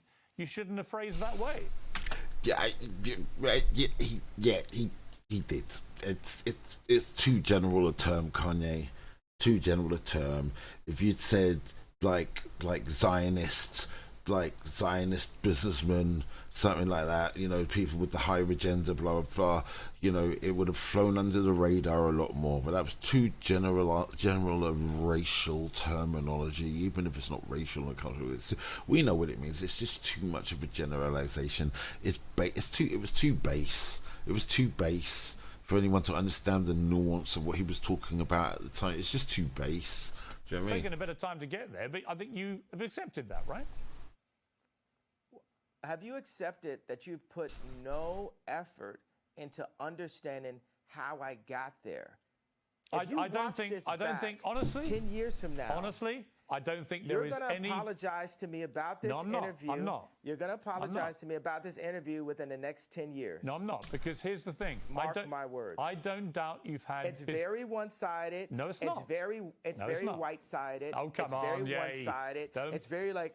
It's not white-sided. I'm not doubting you've had business issues. I'm saying the way to respond to that is not to go public to millions of people and say you're going DEFCON 3 on Jewish people. Millions of people. Right. Millions of people have had DEFCON 3 on their contracts. Oh, you didn't say that. You didn't say that. And said, millions of people. Well, I opened it up. Now I didn't, but now I'm saying it now. Okay, so now what I think you should say, I think you should say to the Jewish people, I'm sorry for the offensive language I used in that tweet. I wouldn't do that again. This is what I really meant. I think people would respect you if you said that. Okay. Yeah. I don't know why you can't just say that. You know when I'll say it? When I sit down with the people who write out the contracts for the NBA and for the NFL and for professional music and for acting contracts. We need to go to the top lawyers, the top execs, the owners of the stadiums, the owners of the football teams, the owners of the record labels, and we're going to put them all in one room, and we're going to read let's go top 10 in each one of these categories, right? Let's read Michael B. Jordan's but contract. why would any of that? Why would any of that? Hey, bro, I ain't finished my sentence. Nothing you're saying has anything to do with regret. Hey, boy. Don't call me boy. Don't finish. I told you. Oh, don't treat me like a boy then. I'm going to finish my sentence of my idea. Nothing you're saying has got anything to do with the tweet. Cool. Bro, I was in the middle of a sentence, boy. Okay, so are you going to allow me to finish my sentence? Good idea. Yes. It was a good idea. If you then answer my question. Okay, so I'm badass idea. When I Boss move. Apologize for the tweet. Boss. This is what has to happen first. I need all of the top executives in Hollywood. Oh dear. I need the top executives at the NBA. Here we go. The NFL. Here we go. We'll do those two sports specifically, and I want the top executives. Oh, there's trouble. There's trouble. Publishing, dealing with like Spotify. Pray for Kanye. Apple Music. Pray for Kanye. And Universal Music. Pray for Kanye. And all the top exec. Let's do like 5 top execs there, and I want to look at the top 10 earners in each one of those fields contracts openly. I want to compare and contrast the contracts. And then once we open that conversation, and we need to do it on a platform live with lawyers asking questions, and we'll have the top lawyers like a Johnny Cochran, Robert Kardashian level legal team. Dude, like, see, I was waiting. This is what I was waiting for. This is the meat and potatoes right here. This is the meat and potatoes. Oh Lord, pray for Kanye. Right, pray for Kanye, man. Because like I was waiting. This is the shit I was waiting for, man. Like the quiet part out loud. This is the business. Like if Kanye could. Yeah, this is some Tupac shit that Tupac was gonna move into politics and shit, and then he ended up getting X'd out. He would have used to think about that youth movement, like all being like funneled towards one positive political process. Kanye West looks like he's campaigning. Kanye West very much sounds like he's campaigning to me, and he's just gone for the jugular. He's just gone for the money. Oh my God! You want to talk about disparity? You want to talk about unfair contracts and stuff like that? Yeah, 100%. Start off with the NFL. Oh Lord! Start off with the NBA. Oh, look at those contracts. There's so many other places it's going to extend to. Look at those other places where people perform. Like even dare I even say certain streaming platforms.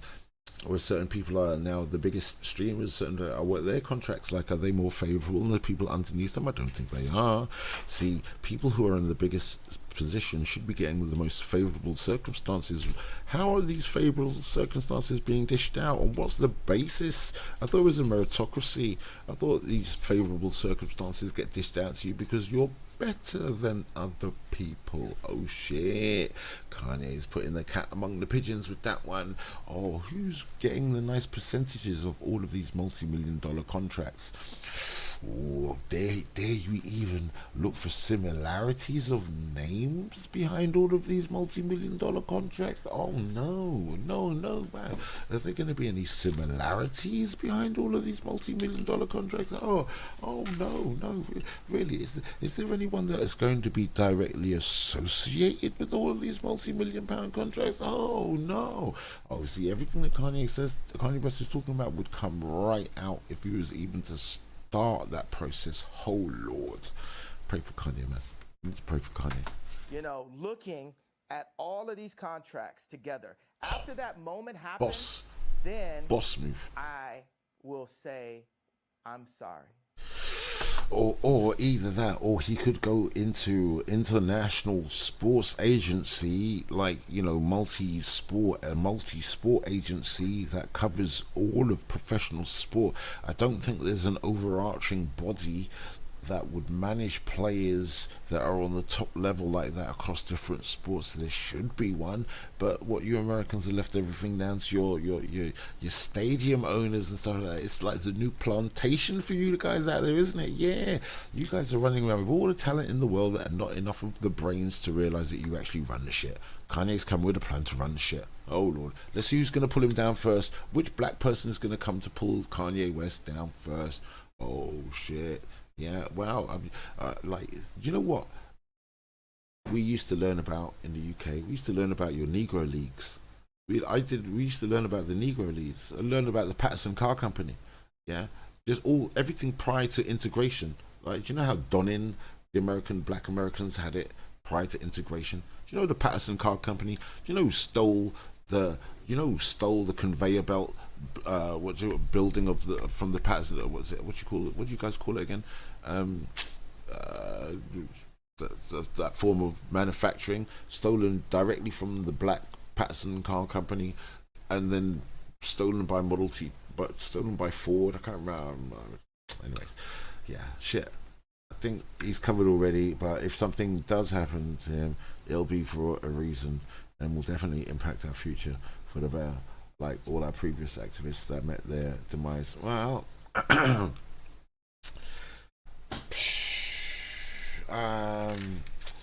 he's given you a blueprint of how to proceed. It's really gonna be up to the wee sick Negroes in America, isn't it? Really, right? Are they gonna go by themselves, or I mean, here's your opportunity to go back to a kind of Negro League status, right, where it's going to be far more popping and far more entertaining with a much higher skill set. I mean, it's a good opportunity for some retro shit here, right? Even if, like, you know, look at Vince McMahon's XFL, that didn't work, but my goodness, there's something on the horizon here, and it's big, and it's juicy, and there's loads of money in it, and Kanye West's smile is betraying a bigger idea that he knows about, if you ask me. That's the vibes I'm getting here. Like, he's got to be 2 or 3 steps ahead to be coming out with this shit right now. That's what I'm thinking. That's all I'm thinking. Okay, if that's your position. Interview adjourned. Interview adjourned. It ain't over. It ain't over. Right, if you just joined, how you doing? Catch a Freeman here. Oh, sorry, Debate the Cause on YouTube. Catch a Freeman on Twitch. I finished doing the politics over there. You know, we got a new Prime Minister. Prime Minister Rishi Sunak is in, the first Asian Prime Minister of the UK. But nobody voted for him. And it's going to be very embarrassing when Prime Minister Sunak goes to the polls. I think we've got a Labour government incoming. I don't think the UK are going to vote for an Asian Prime Minister. I've said this 100 times. Right, he managed to get in on the slide, but I think it's all down to personal ambition. He just wants to say to his family he was the Prime Minister of the UK.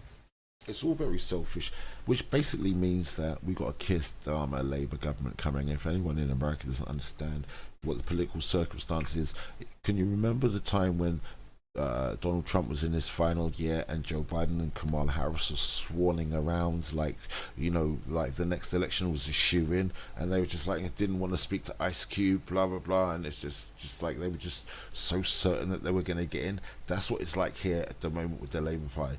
Labour Party swanning around at the moment like, yeah, these guys are a done deal, they're going to get in, which basically means it's going to be Tory light. Yeah, I'm going to come back with the second half of this. Give me exactly 1 minute. Yeah. I feel good because I know Catcher Freeman somewhere. They Catcher Freeman somewhere. You know Catcher Freeman, who sits on high and looks down low. Man cannot make it like this. They can take the picture, but they can't make it. Only the greatest black man who ever lived that you have known high can make it for you. Catcher Freeman was the greatest black man who ever lived. Joy, don't be ashamed to call. Catcher Freeman was a sexy man. Yes, Lord. Only Catcher Freeman can give that woman the kind of joy she had right there. Make a joyful noise unto the greatest black man who ever lived. I am very happy to be here. Man, yes, sir. Can I get an amen? I don't know what you come to do, but I'm afraid. Malcolm X, Nat Turner, and Barack Obama all rolled into one. Lord. You're Catcher Freeman? The Catcher Freeman? You've heard of me. Of course I've heard of you. Who has not heard of Catcher Freeman? Yeah, shit done. Let's go over to part 2. Let's get it. Okay. That's the end of the interview. It's not the end of the interview. I mean, I just get the feeling from you that you're obviously a complex character. It's Brilliant complicated, in many ways, man. fascinating, like I say, compelling. You have a huge appeal to millions of people around the world. Damn right. It just seems to me that occasionally your mouth gets you into trouble, and that perhaps on reflection, sometimes you look back and wish you hadn't said things. Is that accurate? Nah, not really. Because the things I say are on behalf of God. Like, it's not always godly because I'm a man, but God is definitely using me. Hey. You're Catholic faith? I am. What's Yes, your background? I am What's your Catholic. religious? Catholic, yeah. Well, we're working for God here, and it's just like with black people now with entertainment, we're coming into wealth, but all the other black people with anywhere near my amount of wealth would never cross the lines of taboos inside of the media that I would. That actually we used to in rap. Yes. All these words, we used to say these, so it's all these words that are being removed from our vocabulary, words that Public Enemy. Emotion. Don't you feel like the salt is being taken out of our food? Look at Dune. The people who control the salt controlled all the money. He who controls the People are trying spice to control the controls salt, the universe. and it's salt in our language. That's why I will not apologize for having a bit of salt in my words. I will say, hey, this can be improved on, but it's like, hey, look, I'm an update. You're looking at the God's iPhone 100. We are God's iPhone, right? If you think about it, we're his favorite creation. We were made in his image. And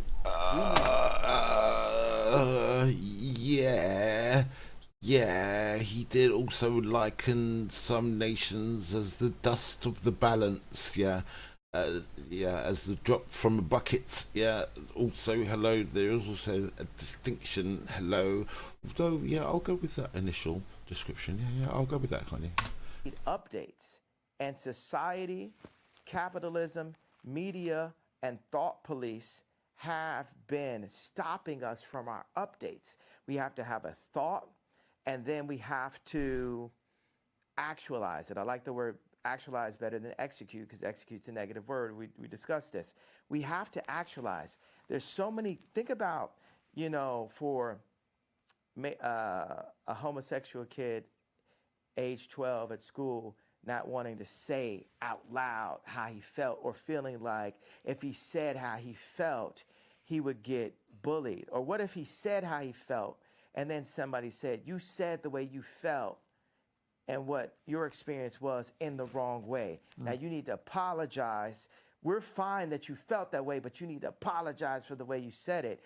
But just having the courage to do it in the first place would be, that's the thing that needs to be given credit. Like, yeah, you know what? We'll say in these past 2 weeks, I made a big splash. Yep. Because the first time you dive in the deep end, you're not going to look like an Olympic swimmer. But we're going to have to learn how to swim. And I've dived in the deep end. Okay. I think I understand what you're saying. Let me ask you about your family. Yeah, lots of speculation, of course, constantly. If you understand what I'm saying, could you translate what I'm saying? Yes. I want you to translate what I said. I know what. And then let's move on to the next question. Okay. Let me attempt to translate. What did I mean by that? I think what she meant was that you are not afraid to ruffle feathers. You're not afraid to cause trouble where you feel it's justified. You're not afraid to call people out who you think deserve to be called out. But then occasionally, you've expressed yourself in a way that perhaps hasn't quite hit the right mark, and that you are work in progress, as indeed we all are, and that you could phrase things better, which would cause less offence to a wider number of people, when in fact the target of your anger may be much more specific. That would be my interpretation of what you've just said. Do you think that we can move forward as a civilization without there being any offense? Because one person's truth can be the other person's lie. I think it entirely depends. It's like, I think it entirely depends. Honestly, look, part of me wants to say yes to that, but I do think there is a line, and we should all be mindful of the line. And the line to me is, I don't think any form of racism or perceived racism should ever be tolerated. I don't think that is free speech. It's just hate speech. And I think one of the problems with what you said about the Jewish people was the more generic way that you phrased that sentence. People didn't understand you were talking about specific business people you'd had a problem with. They thought you genuinely meant you were going DEFCON 3 on all Jewish people. And they took that to be a blatant form of anti-Semitism. I think you've explained in this interview that was not your intention at all, which is good. But I think if you're asking me to interpret what you've just said yourself, that would be my interpretation. That, you're work in progress, and sometimes you say stuff I didn't just which explain. doesn't quite get over what you're really meaning. But what I really mean is, I don't want it to be settled. I don't want to be forgiven by Jewish people until we get to what the problem really is. I don't want, like Elon, he got on Twitter, he said, I talked to Ye, he took it to heart. And I liked my boy standing up for me, but I was like, but the fight isn't done though. Everybody, white media, left media, they just want to squash the fight. They want to keep the pain of George Floyd going, right? But they don't want the pain of our representatives. What did Elon Musk say to you about the tweet, out of interest? Wait, sorry. Yeah. It's vague to me right now. I don't want to misquote him. What was the general? It's vague to me. What was the general point of what he was saying?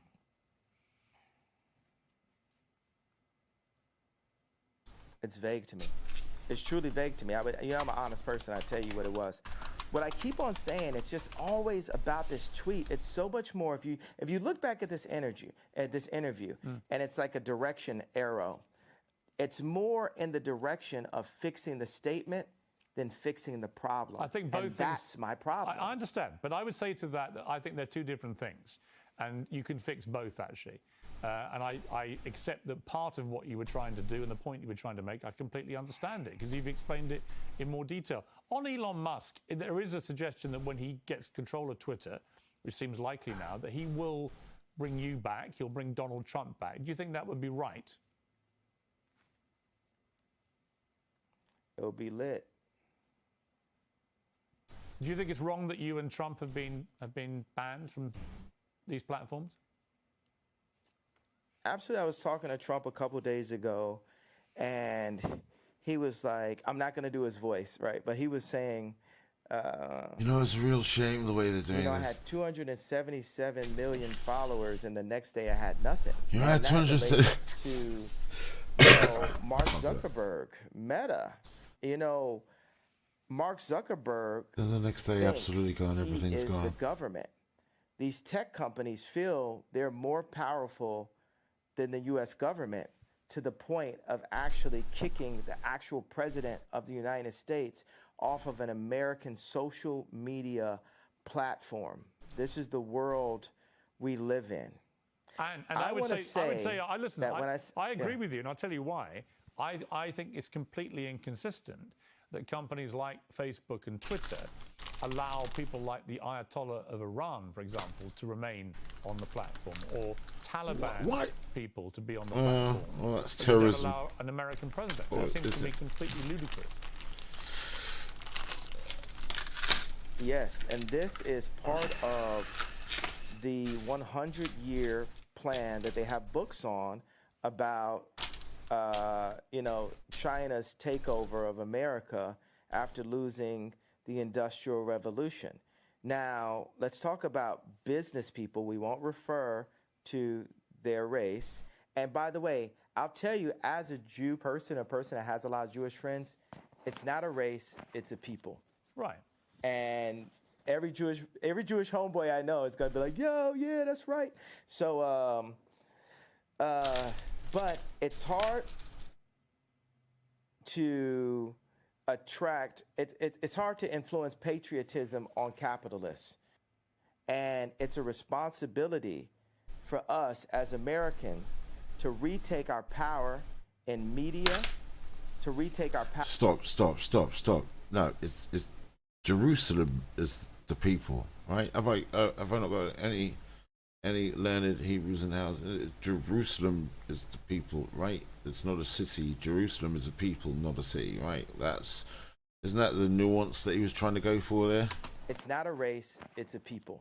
No, didn't you mean Jerusalem is not a city, it's a people?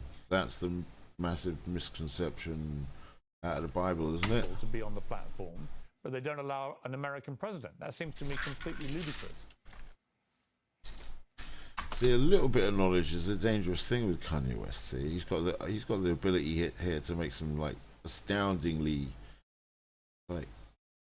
profound points that are going to get people to go off and research and come back and say he's not lying, but he's just getting it wrong he's just falling at the final hurdle. Yes, and this is part of the 100-year plan that they have books on about, China's takeover of America after losing the Industrial Revolution. Yeah. Now, let's talk about business people. We won't refer to their race. And by the way, I'll tell you, as a Jew person, a person that has a lot of Jewish friends, it's not a race, it's a people. Right. And every Jewish homeboy I know is going to be like, yo, yeah, that's right. So, but it's hard to attract, it's hard to influence patriotism on capitalists. And it's a responsibility for us as Americans to retake our power in media, to retake our power in our schools, to retake our power in our farms, to retake our power in our medicine, in our hospitals, to revitalize the country, because America invented rock and roll at the end of the day. We have the inventions. America created Apple. You understand? Like, we created the platforms that the world runs on now, and we've allowed the business people in these companies to sell us, and whatever the term is, sell them in a handbag, whatever it is, for cheap.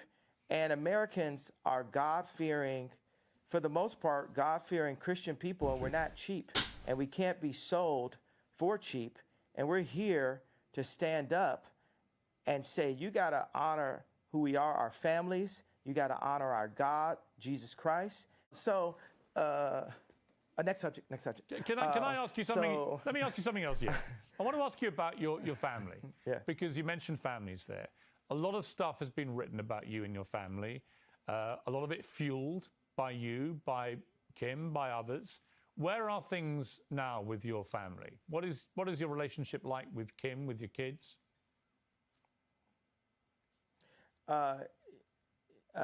Wife to which, Kim has Zionist media handlers surrounding her, all in and out her Hulu TV show, all in and out her family, all in or out the house that I created for my family.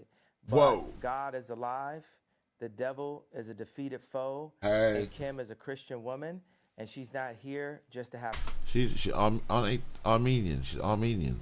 Yeah, just Armenians, Christian can be in from that part of the world. They're Armenians, aren't they? The Kardashians, they're Armenians, aren't they? Content up on it. Not too many Armenians left on the planet. If you meet an Armenian, you're lucky. But those people were genocided by the Turks, man. Genocided, like so. Dope channels. She's not here just to have that last. And isn't it weird? Haven't you got like a news outlet called the Young Turks? Yeah. Does anyone know what the Young Turks were responsible for doing? Anyway, never mind. That's just history. Oh well. Interview magazine cover. He said Zionist because he's being specific as he should have been with his tweet. If you look at the two Interview magazine covers, look at the one when I was there and look at the one when I'm not there, and that's the reason why this Tuskegee experiment of such that's happened to the black community, where they took the fathers out of the home and the leaders out of the community and have torn apart the community. Now they've seen that's worked, and they're doing that to America. They're attempting, they're trying. I mean, the interview magazine cover you're talking about, I think, is the one where 100%. She was basically semi-naked in front of the American flag, and I thought that was pretty distasteful, actually. It was about the American dream, and I thought, well, if that's the American dream, we're all screwed. I mean, in America. And here's another fantastic point being made. The microcosm of racism against black people via white supremacy or systematic white supremacy, many people think it's just going to stay as a nice little bubble compartmentalized away from them. No, they understand they practice. Yeah, all of those people, all those police that get away with killing people and then covering it up, who do you think they practiced on first? How do you think they got all the systems for the paperwork being like bodged, like down packed so perfectly? Who do you think they practiced on? And then they extend it out, right? Isn't that why Alex Jones was referring to his as Prison Planet at some point, because what was the phrase that you didn't get emancipation? The slavery was extended to most Americans, so rather than emancipating the slaves, that's what emancipation is, isn't it? Really, but the system still remained and was actually farmed out to the majority of Americans. That's why it's called Prison Planet. That was the philosophy, I believe, or something. I'm vaguely kind of paraphrasing, but something like that, isn't it? And I agree with that. And I didn't feel the platform to voice my opinion because it's always like, hey, this is your kid's mother. But it's time with the leaders. Like, I'm still the priest of that home, Chris. I'm still the priest of that home. They want to make it this matriarch society, all that, and but I am the priest of this home, and God is alive. Daddy's here. I am the living Robert Kardashian. And I'm going to stand up for what... Big Daddy is in there. You see, wow. Can we juxtapose Kanye's masculine assertion of his dominance here with Big Ak is in the house? Oh, God. Big Ak is here. Oh, God. Oh, wow. Kanye West is manly. This is the very manly way of flinging it down here. Bang, I'm liking this, Kanye. I'm liking this a lot. Shit, he's the priest. Who's those? Oh, Lord. Oh, Lord. Leaders out of the community and have torn apart the community. Yes. Now they've seen that's worked, and they're doing that to America. Yes. They're attempting. They're trying. I mean, that the interview magazine cover you're talking about, I think, is the one where she was basically semi-naked in front of the American flag, and I thought that was pretty distasteful, actually. That's your wife, mate. was about the American dream. And I thought, well, if that's the American dream, we're all screwed. I mean, in America. And I agree with that. And I didn't feel the platform to voice my opinion because I want to, it's always like, hey, this is your kid's mother. But it's time with the leaders. Like, I'm still the priest of that home, Chris. I'm still the priest of that home. They want to make it this matriarch society, all that, and but I am the priest of this home, and God is alive. I am the living Robert Kardashian, and I'm gonna stand up for what God would want as a Christian. And then people say, as a Christian, oh, you're not supposed to curse. You're not supposed to have righteous indignation. Ezekiel cursed. Yeah. Ezekiel cursed. Yeah. I can't get into the specifics of one of Ezekiel's curses, but it involves the genitalia of donkey. But anyway, that's for the scriptural thing. But I do. Christians had swords also. Christians got guns. I tell you that.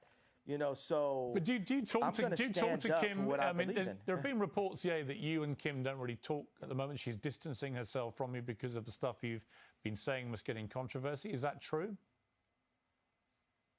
I mean, John Legend is distancing himself from me and buying more Christmas sweaters in the middle of spring also. So I'm not saying that, they're making the right decisions. She's being influenced, but I guarantee you what's not finna happen, we not finna see her in one of them John Legend Christmas sweaters no time soon. But do you talk to her? Are you still in touch with each other? Don't you think it's like funny to make a joke out of stuff sometimes? Don't you think like God has a sense of humor? But watch this. God. When I got married, I bought. Man just flung it out. You know what I'm saying? I did shit. Tour and spent all the money I had on this house to like surprise Kim and give her this house that she wanted, that Lisa Marie Presley used to own, and then I got the house, and then I put all this money into renovation, and then there goes the neighborhood. Drake moves down the street 5 blocks, and that's when I knew God was funny. But watch, this is where God is even funnier. Here goes like Louis C.K. Part 2 level, because Louis C.K. is the funniest man alive. Uncancel him now, right? So and he was funnier before he's canceled because all he would do is type of jokes that you'd get canceled on, right? So, I got an office and outside of Crenshaw, like in an opportunity zone, and this office, 57,000 square foot office, is the one that Tucker Carlson came to visit me at. And I look out the window, and whose office is being built, a brand new one? The Skims office. It's like, who's writing this stuff? You know what I'm saying? Like, God is funny. So that's the thing. We always gotta be like, we gotta be funny. We gotta have a sense of humor, like. But let me ask you. There's a lot. Yeah. But are you sad that you're getting divorced? Are you sad the relationship came to an end?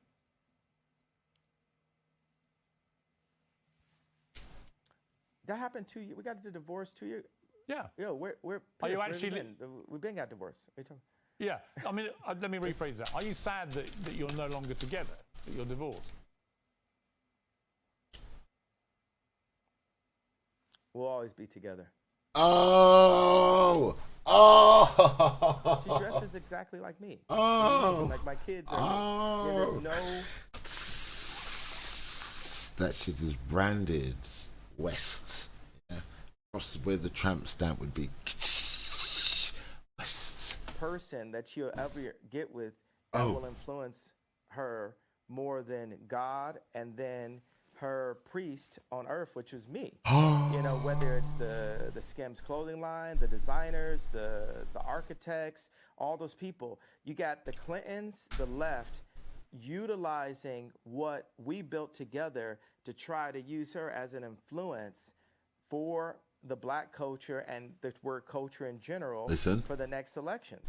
They need those 300 million followers from Kylie and Kim on their side going into their election as they push trauma culture to the black people again, as they claim any my questions of business dealings to be anti-Semitic comments, and push you know, Kim, to Facts, you know, Kanye. as a billionaire mother of a lawyer and a mother of 4 Jew black children, to do covers like Interview. And that's what happens when they take the dads out the home, and that's what they've been doing in the hood. They take the father. Oh, Kanye just said, Kim, from the background that you've come from, you should have had more respect for yourself. You're a mother, still putting yourself out there like that. I mean, yeah, she got the bod and everything, yeah, but come on now. How about a bit of decorum? How about a little bit of class at this age from the quality of individual that you're meant to hail from? I understand completely where Kanye is coming from and what he's meant to be representing. Remember, she's actually she's still representing him. Kanye put her on.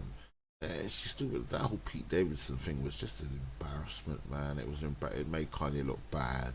That Pete Davidson shit, and he couldn't handle it. He couldn't handle that. He couldn't. You know, Pete Davidson couldn't handle. What was he doing? He couldn't handle that with his Mr. Stickman broomstick leg dude. He couldn't handle that. He wasn't putting that to sleep or nothing. He's done with that already, isn't it? Or rather, she's done with him already. That Pete Davidson thing was a little bit of an embarrassment, but as you can hear, there'll always be to Kevin Kanye. He's got that branded by the sounds of it. And the leaders out of the homes. And if we keep on allowing this to happen and we don't have some level of a decency clause inside of our media on what everyone sees, like when I was young 100%. and I would go to the video store, if I wanted to go into the adult section, it was a curtain, it was a person sitting there watching, making sure that kids didn't go in. And if the kids went into that section, there was a video camera. And they would have you be escorted out of that section. Now, but the post Ray J, she was in a certain category of kind of B, C-list celebrity. Kanye West put her onto A-list. Kanye West helped elevate her to A-list because she was, even from Ray J, she was bubbling around a B, C grade celebrity. Do you know what I mean? Like one of them TMZ on the second page individuals. Do you know what I mean? Like now, Kanye West put her on. Like, you know, Kanye West has put a couple of people on. What's the other, the ball-headed one? Whatever the ball-headed one is. He put that one on as well, didn't he? The slut walk one. I can't even remember what her name was, but Kanye was, like, these bitches getting famous for banging Kanye. At the end of the day, we didn't know who they were before they banged Kanye. Now they got a whole career. Bang Kanye, there's a whole career in it. Anyway, there's a joke there, but I ain't gonna say it. Now that there's a future in it. Section is forced through TikTok. That section is subverted and kind of mixed with the drink inside of music directed at children, inside of content through Disney, on Hulu, which is Disney also, and in so many branded commercials to confuse children and to sexualize our children 100%. way too early. Yeah, can before they can even make their own decisions. 100%. Right, I've got to go back on that one. Got to go back on it. It did sound like a little coming to the end of a bit of a ramble, but he was actually making a very good point there. Let's go back on that one. And I would go to the video store. If I wanted to go into the adult section, it was a curtain. It was a person sitting there watching, making sure that kids didn't go in. If the kids went into that section, there was a video camera. And they would have you be escorted out of that section. Now that section is forced through TikTok. That section is subverted and kind of mixed with the drink inside of music directed at children, inside of content through Disney, on Hulu, which is Disney also, and in so many branded commercials to confuse children and to sexualize our children way too early before they can even make their own decisions. 100%, 100%. You make some very interesting points. Again, just to clarify one thing, though, you are actually divorced, are you? Because my understanding was that you weren't actually divorced yet. Amber Rose, that's it. You know, I ask God the same question some mornings. Am I divorced, God? am I divorced? Because I might be divorced on paper, but I'm not divorced of the idea of being the protector of not only this person. Pete Davidson. It wasn't even your turn, Pete Davidson. You were sharing. Pete Davidson, you were sharing. Pete Davidson just got in on, like, you know, like, on them timeshares. Remember back in the 80s when you could like buy a holiday in, you could buy like a home in Marbella and you can go and stay there with like 2 weeks in the summer every, like, yeah man, hey Pete Davidson, you got a timeshare on that. Pete Davidson had a timeshare on that. Kanye's letting you know. Who was so influential. Imagine Kim making all of her decisions that she does publicly. You know, grown folks' business is grown folks' business. Never know what could happen with a little sippy. You know, all the decisions that she makes publicly. Done. We're done. We're done. Shut up, Kanye. Kanye's still got game, yeah. Okay, yeah. Drake might be the new kid on the block and shit like that, but Kanye's still got game here about a little sippy. What you say? You just told us what happened. Yeah, you just told. I bet she was angry for a bit. Yeah, little sippy, blah blah blah. Yeah, Kanye's always been there. Yeah, okay. It might look like that in the papers and blah blah blah. Ran off with Pete Davidson, blah blah blah. Man's the priest. Oh Lord. Being based on an audience of one. And Piers, what audience do you think I'm saying that is? Well, you. No, not me. For us as Christians, right? Who is our audience? We have an audience of one. Well, you mean God. God. So picture this world, envision this world. Here's another one. This is past what I'm saying about having the heads of the football teams and the basketball teams and the music industry opening up their contracts the way I do, right? Which is a big idea. Picture the most influential woman on the planet, which is Kim Kardashian, right?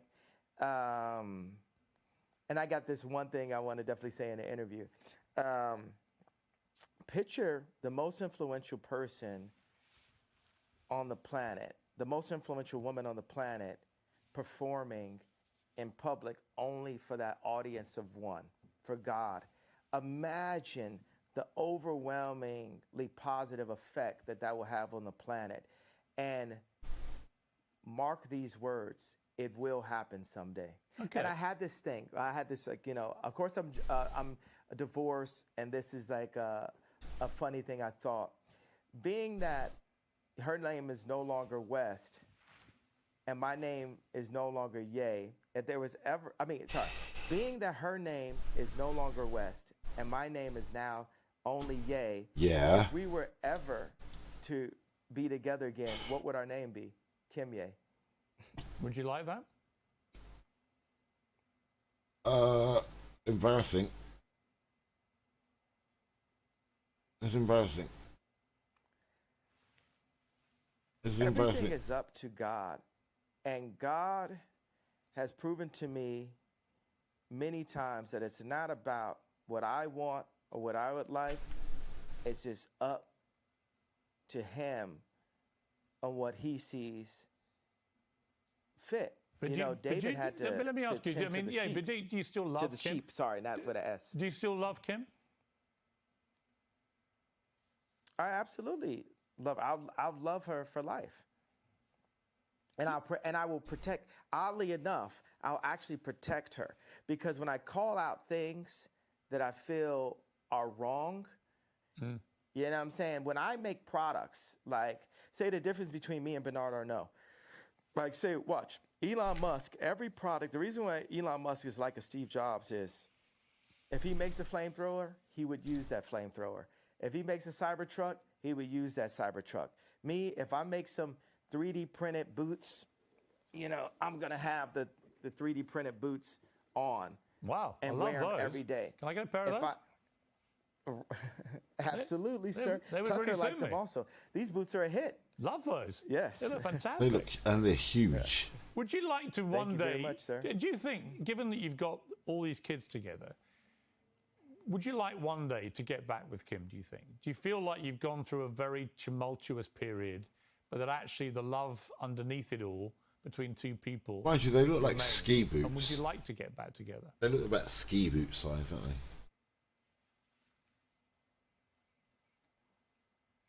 Those thirst traps still be fire. Oh, I think we know by now. Do you understand what I said? Do you understand that language right Kim there? and Kanye, still smashing. You better explain it to me. I get it.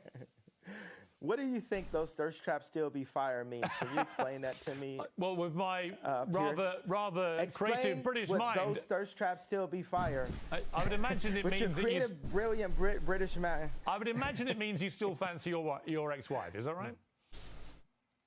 If you just joined, what's good? Debate the course here. Just going through the Kanye West Piers Morgan interview, and I'm liking what Kanye's saying. This is a really good opportunity for me to actually hear Kanye speaking from the horse's mouth. I know he's made some very stupid comments previously, like slavery was a choice and all that stupid shit.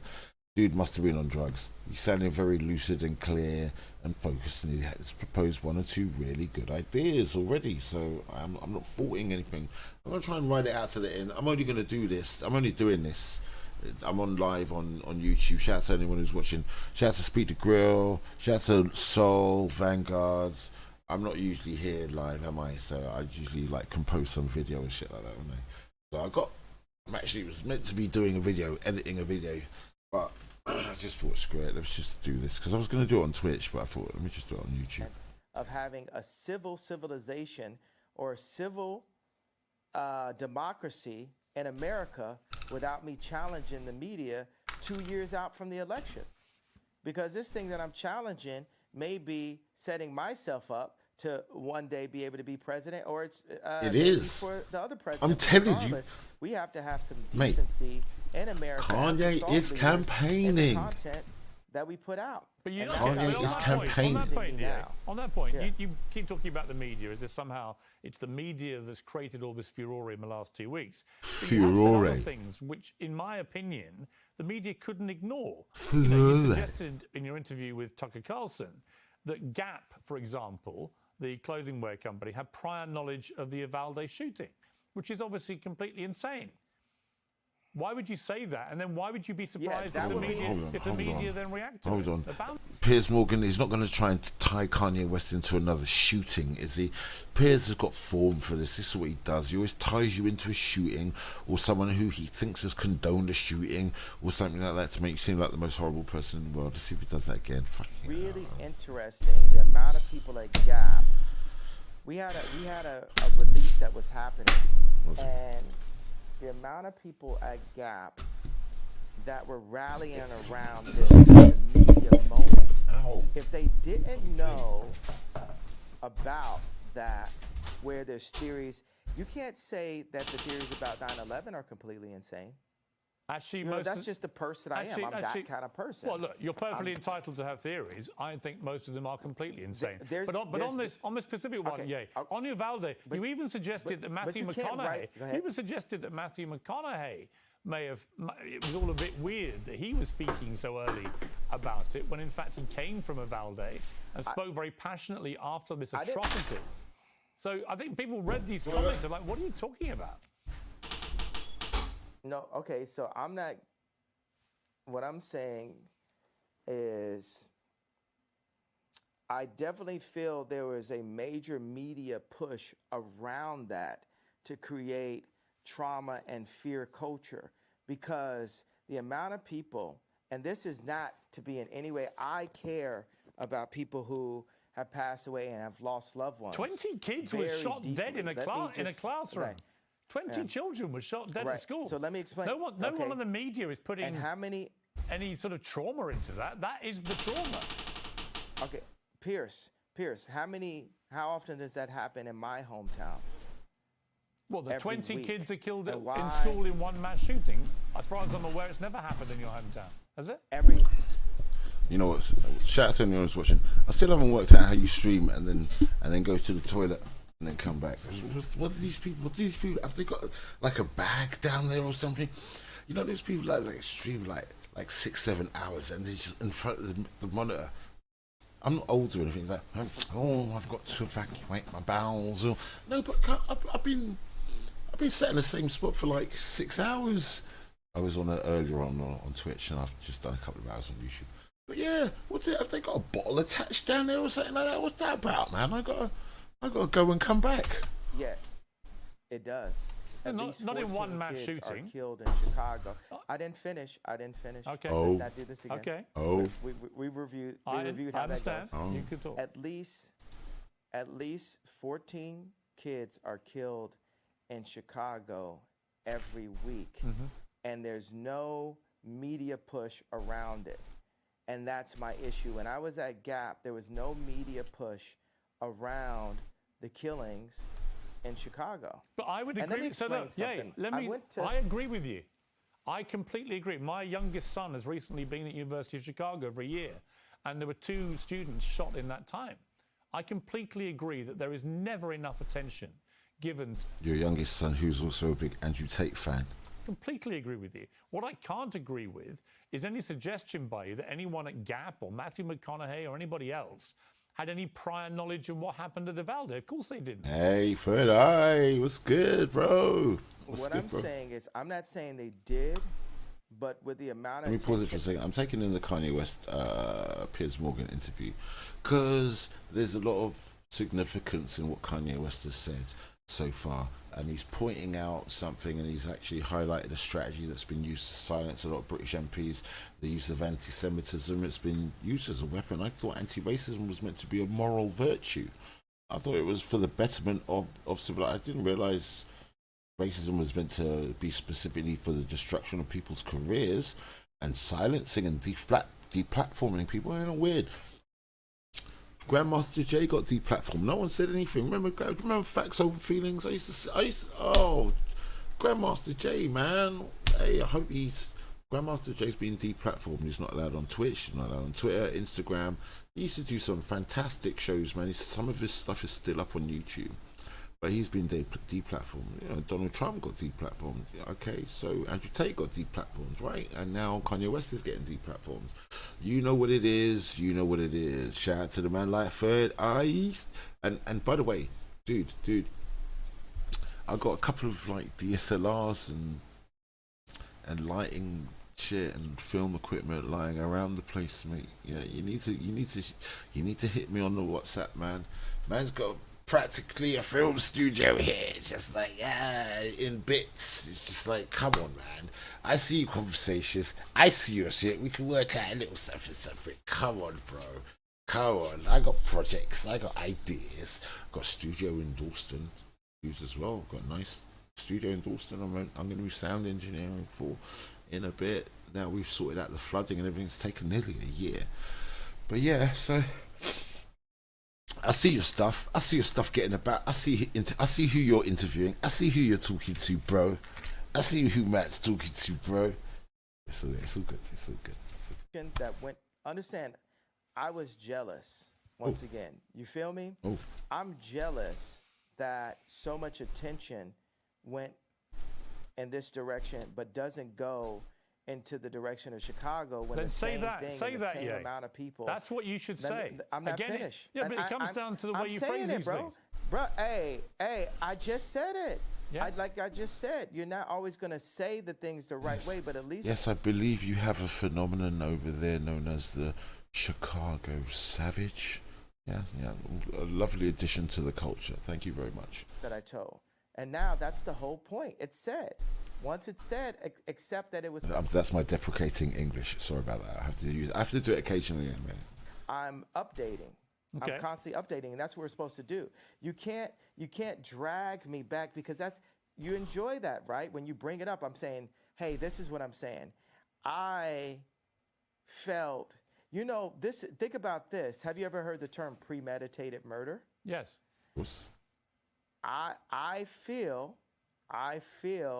like the George Floyd was a premeditated murder. That's my feeling based off of, and we never got to that in the beginning, but that's my feeling based off of the information I saw in the documentary. I think it was a premeditated murder in the sense that I agree, but not for the reason you think. I think it was premeditated in the sense that policeman didn't give a damn about George Floyd's life, stuck his knee on his neck for 8 minutes and killed him. So but I know we don't agree about that. Because Piers is going to know. I want to ask you, about something different. I think I think the policeman was involved. Yeah, because Piers is going to have the superior knowledge of systematic racism. He's going to know far more than us silly Negroes scrambling around for basic understanding. Yeah, that's what Piers is doing right there. He's been moved. He's been moved. Okay. He's been moved, and I need you to watch the documentary, Okay. and we could talk offline and then talk online again. Okay. Because what's not fair is for a white martyr I'm in a like Discord, man. JFK to be analyzed 100 different ways, but then for a black martyr like George Floyd, for us to only accept the one way. That's like us only accepting the one way for the black vote. Links to the Discord here. Opportunity to look at it different ways. Like I said to you, you are completely entitled to challenge anything, frankly, and I'm equally entitled to come back at you and say what I think. That's what a democracy is about. Let me ask you before it's. I want to ask you one thing about your. But look, no, I got.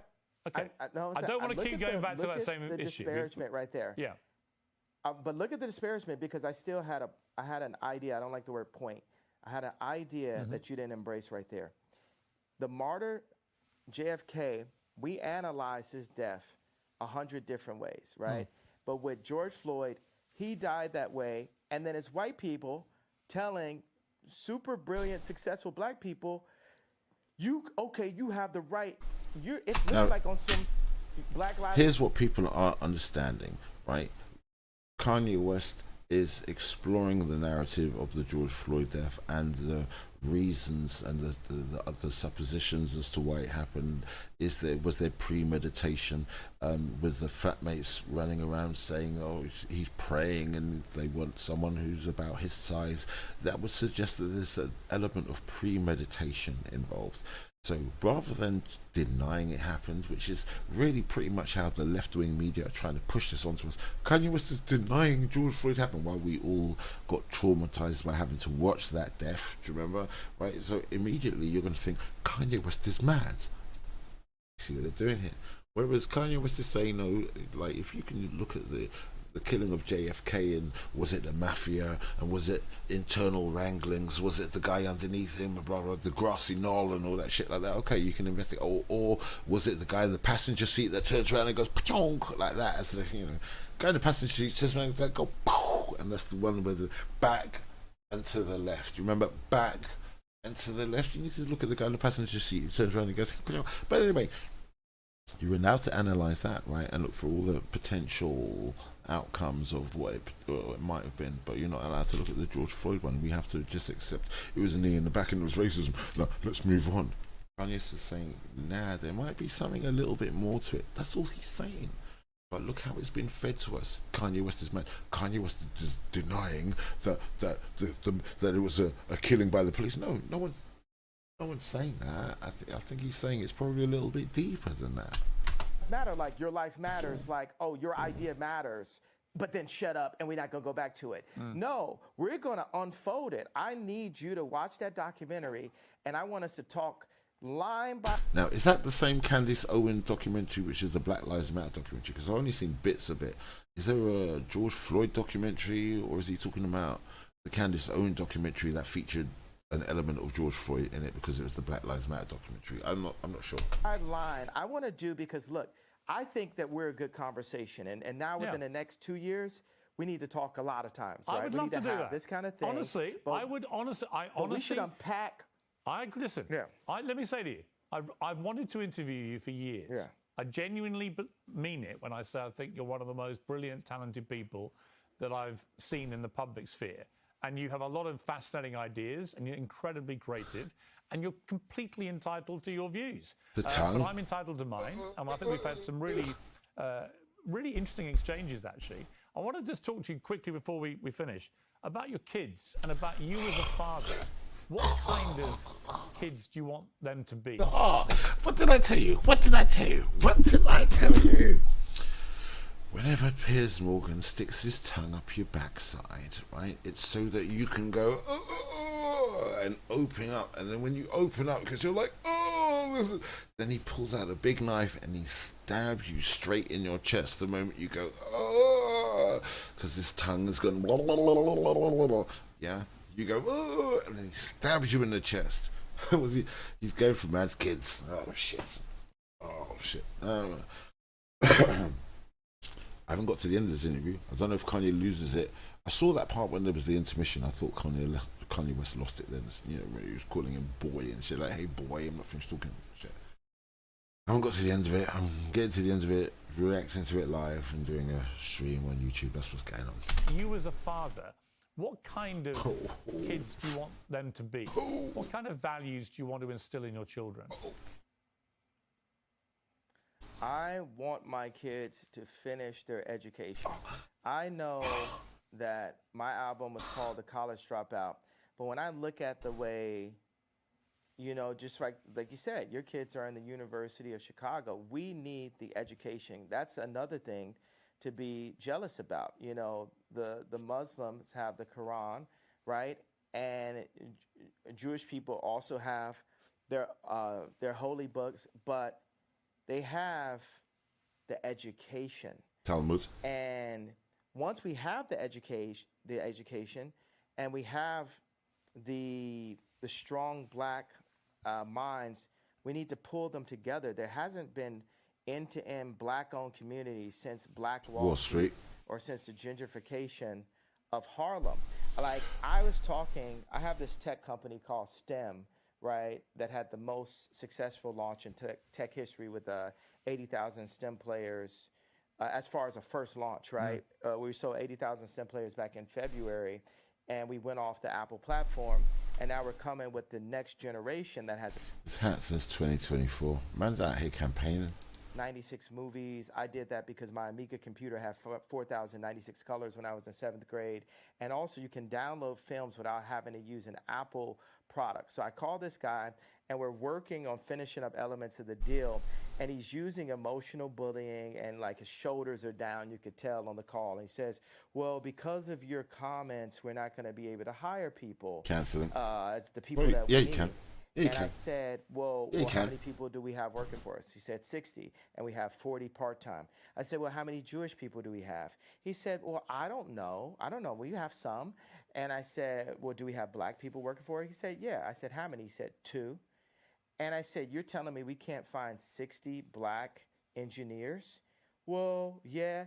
And see, that's where that comment that got me into so much trouble forced me to look at myself as the richest black man since Mansa Musa. As an employer. Multiple tech companies. And where am I kicking the tires inside of my own company to ensure that I'm hiring my people? That's right. Because Chinese people hire Chinese people, and Jewish people hire Jewish people, and Catholics hire Catholics, right? But with blacks, we'll give our company to Bernard Arnault. We'll give our company to Mark Zuckerberg. We'll give our company away.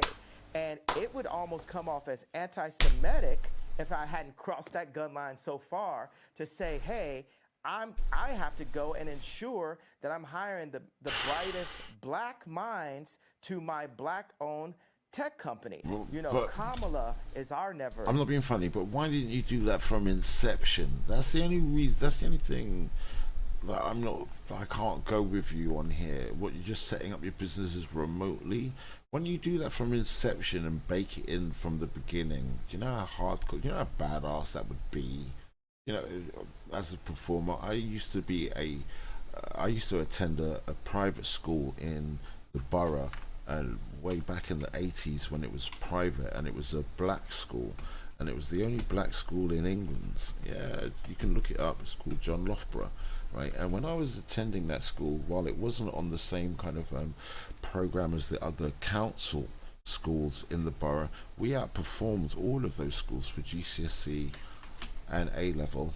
Yeah, by a country mile, we outperformed all the other schools. And do you know what they did with that private school that I attended? They made it part of the council. They made it part of the state-run schools, and now its exam results are in the bottom. And it was a Caribbean school. It's called John Loughborough. You can look it up. It was founded by a Caribbean. First headmaster was a guy called Mr. Wolford. Yeah, and we were outperforming everybody in Haringey. Yeah, in Haringey Borough, we were outperforming. We were getting better results than Fort Smere, than Highgate Wood. Those are all schools in that borough. And what they do that school? They destroyed it, and they had lots of accusations of racism as well, because it was black people teaching black people. But the funny thing is, you had the Jewish free school just up the road, and do you know how many black kids were in the Jewish free school? None, but John Loughborough was racist because it only took in Caribbeans, and they said that was racist. Do you see how they destroy? But you can have a Chinese school, you can have the Muslim school up in Kilburn, you can have that Muslim madrasa up in Kilburn, you can have the Jewish free school, which used to be on Camden Road. I'm not sure where it's moved now. So you can have other ethnicities can have their own form. I mean, like even where I am now, there's like Muslim schools like down one road. There's about 15 Muslim schools down one road. But try and run a black school and you're racist. So shout out to the man like Dr. Umar, and shame on those who call down Dr. Umar's efforts for running a black school. Shame on you. Again, we're never gonna just hand something over just because we like the way this person looks. Yeah. And we have the emotional connection because she was a Delta and my mom was a Delta. She got 96% of the black female vote. You would have thought Drake was running. And we haven't seen her really honestly since. And I want to say something about the left. The left, you guys got to sit with me. Your current administration that these guys put up, garbage. They shit the pot on this one. They should have got Bernie, but Bernie had too much of a conscience. Bernie was the best of a bad lot for you lot, for any American. Bernie was the best of a bad lot. But he was the best. But I don't know whether or not he would have been strong enough. Oh, Bernie Sanders. I'm not sure whether or not Bernie would have been strong enough on the international stage. You had that Hillary juggernaut, didn't you? My God. Right, so that's why he's getting aside. He should have been on that. He should have been on that from inception. If I form another company tomorrow, like I just literally gave a shout out to CFR TV, literally right now. That might be the fledgling, like message of a new company in certain types of film entertainment. But I'm just saying, like, I'm just throwing it out there now. It could, but if I was to get any editors and everything, well, get some bros in, man. Go shoot things properly. We get the angles and the lighting, and who's going to appreciate black people in camera angles better than black people filming black people in camera? Yeah, come on. I'm baking that shit in from inception, mate. But hey, don't get me wrong. Not to exclude anybody. There's a meritocracy, of course, but it wouldn't be racist to focus on my own particular ethnic group for business. You understand what I'm saying? We should be allowed to do that without being accused of being racist. The only thing is, and exactly, so I agree with Soul Vanguard here. That's why I'm kind of giving Kanye the side eye a little bit, because you didn't sit down and you didn't, so basically what we're talking about, he's probably bought an off-the-shelf company, right? So he's bought an off-the-shelf company and he's coming into one of those off-the-shelf companies that he's bought, right? And his name's on it, man. But hey, anyways, whatever. At least we can see the Woodford Jews. We're not stupid, right? We're not stupid, right? That's the whole point of me doing this stream, so that we can hear this sort of stuff, and then you can pull that up and go, yeah, that's true. We're not stupid. Do you understand what I'm saying? And so you got a guy with no conscience. Instead of getting Bernie Sanders, you guys got Weekend at Bernie's, and and that you don't like where we're at right now. So we got to have a conversation going in. When you listen, I won't disagree with you about. I don't disagree with you about President Biden or Kamala Harris. President Biden.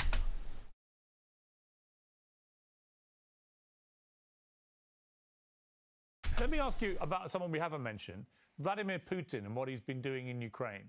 What is your view of that? He doesn't have a political view in Ukraine. I do not believe in war, and I believe that there is ways that America could have avoided this war. But Biden has money.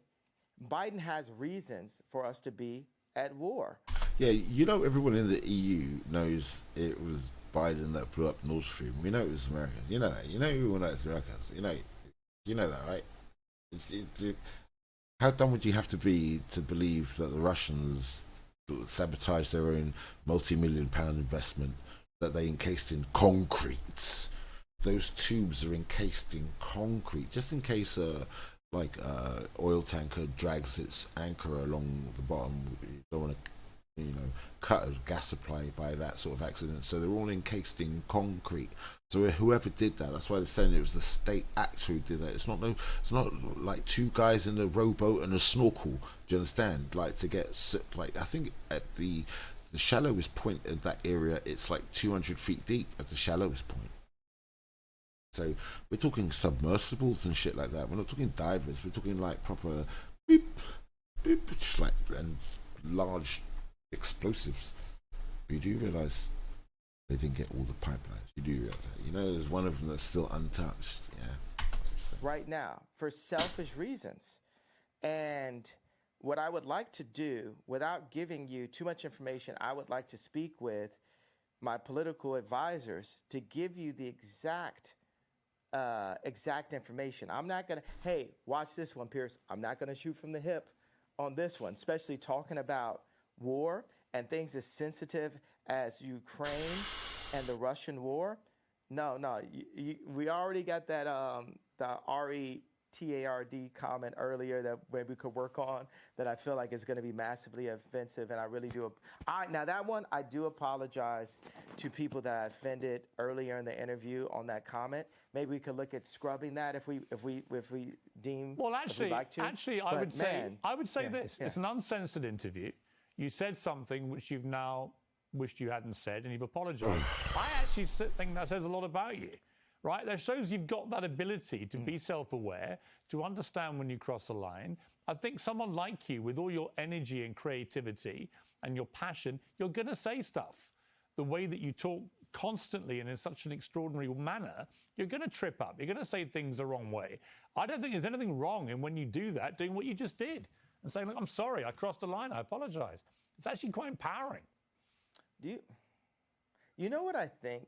You know what I think I'll go ahead and do? I feel that I've given the platform, and I think by holding the idea of an apology hostage is not godlike. Correct. I feel like we have to free. Yeah, and I think that's the point that you've been making. And because we sat down and had this conversation, I will say I'm sorry for the people that I hurt with the DEFCON, the confusion that I call. I feel like I cause hurt and confusion. And I'm sorry for the families of the people that had nothing to do with the trauma that I had been through, and that I use my platform where you say hurt people. And I was hurt. I was frustrated. I was frustrated that Gap hadn't opened stores. I was frustrated that I spent time with a gentleman who I love him, his wife, his kids, David Simon, and to open stores. And then he called Bob Martin at Gap and said, I'm not going to open the stores. And I've just been frustrated. I just want to open my Whittle stores. And I want to say that it's wrong to hold an apology hostage. And I got to let go of that and free myself of the trauma and say, look, I'm just going to give it all up to God right now and say to those families that I hurt, I really want to give you guys a big hug.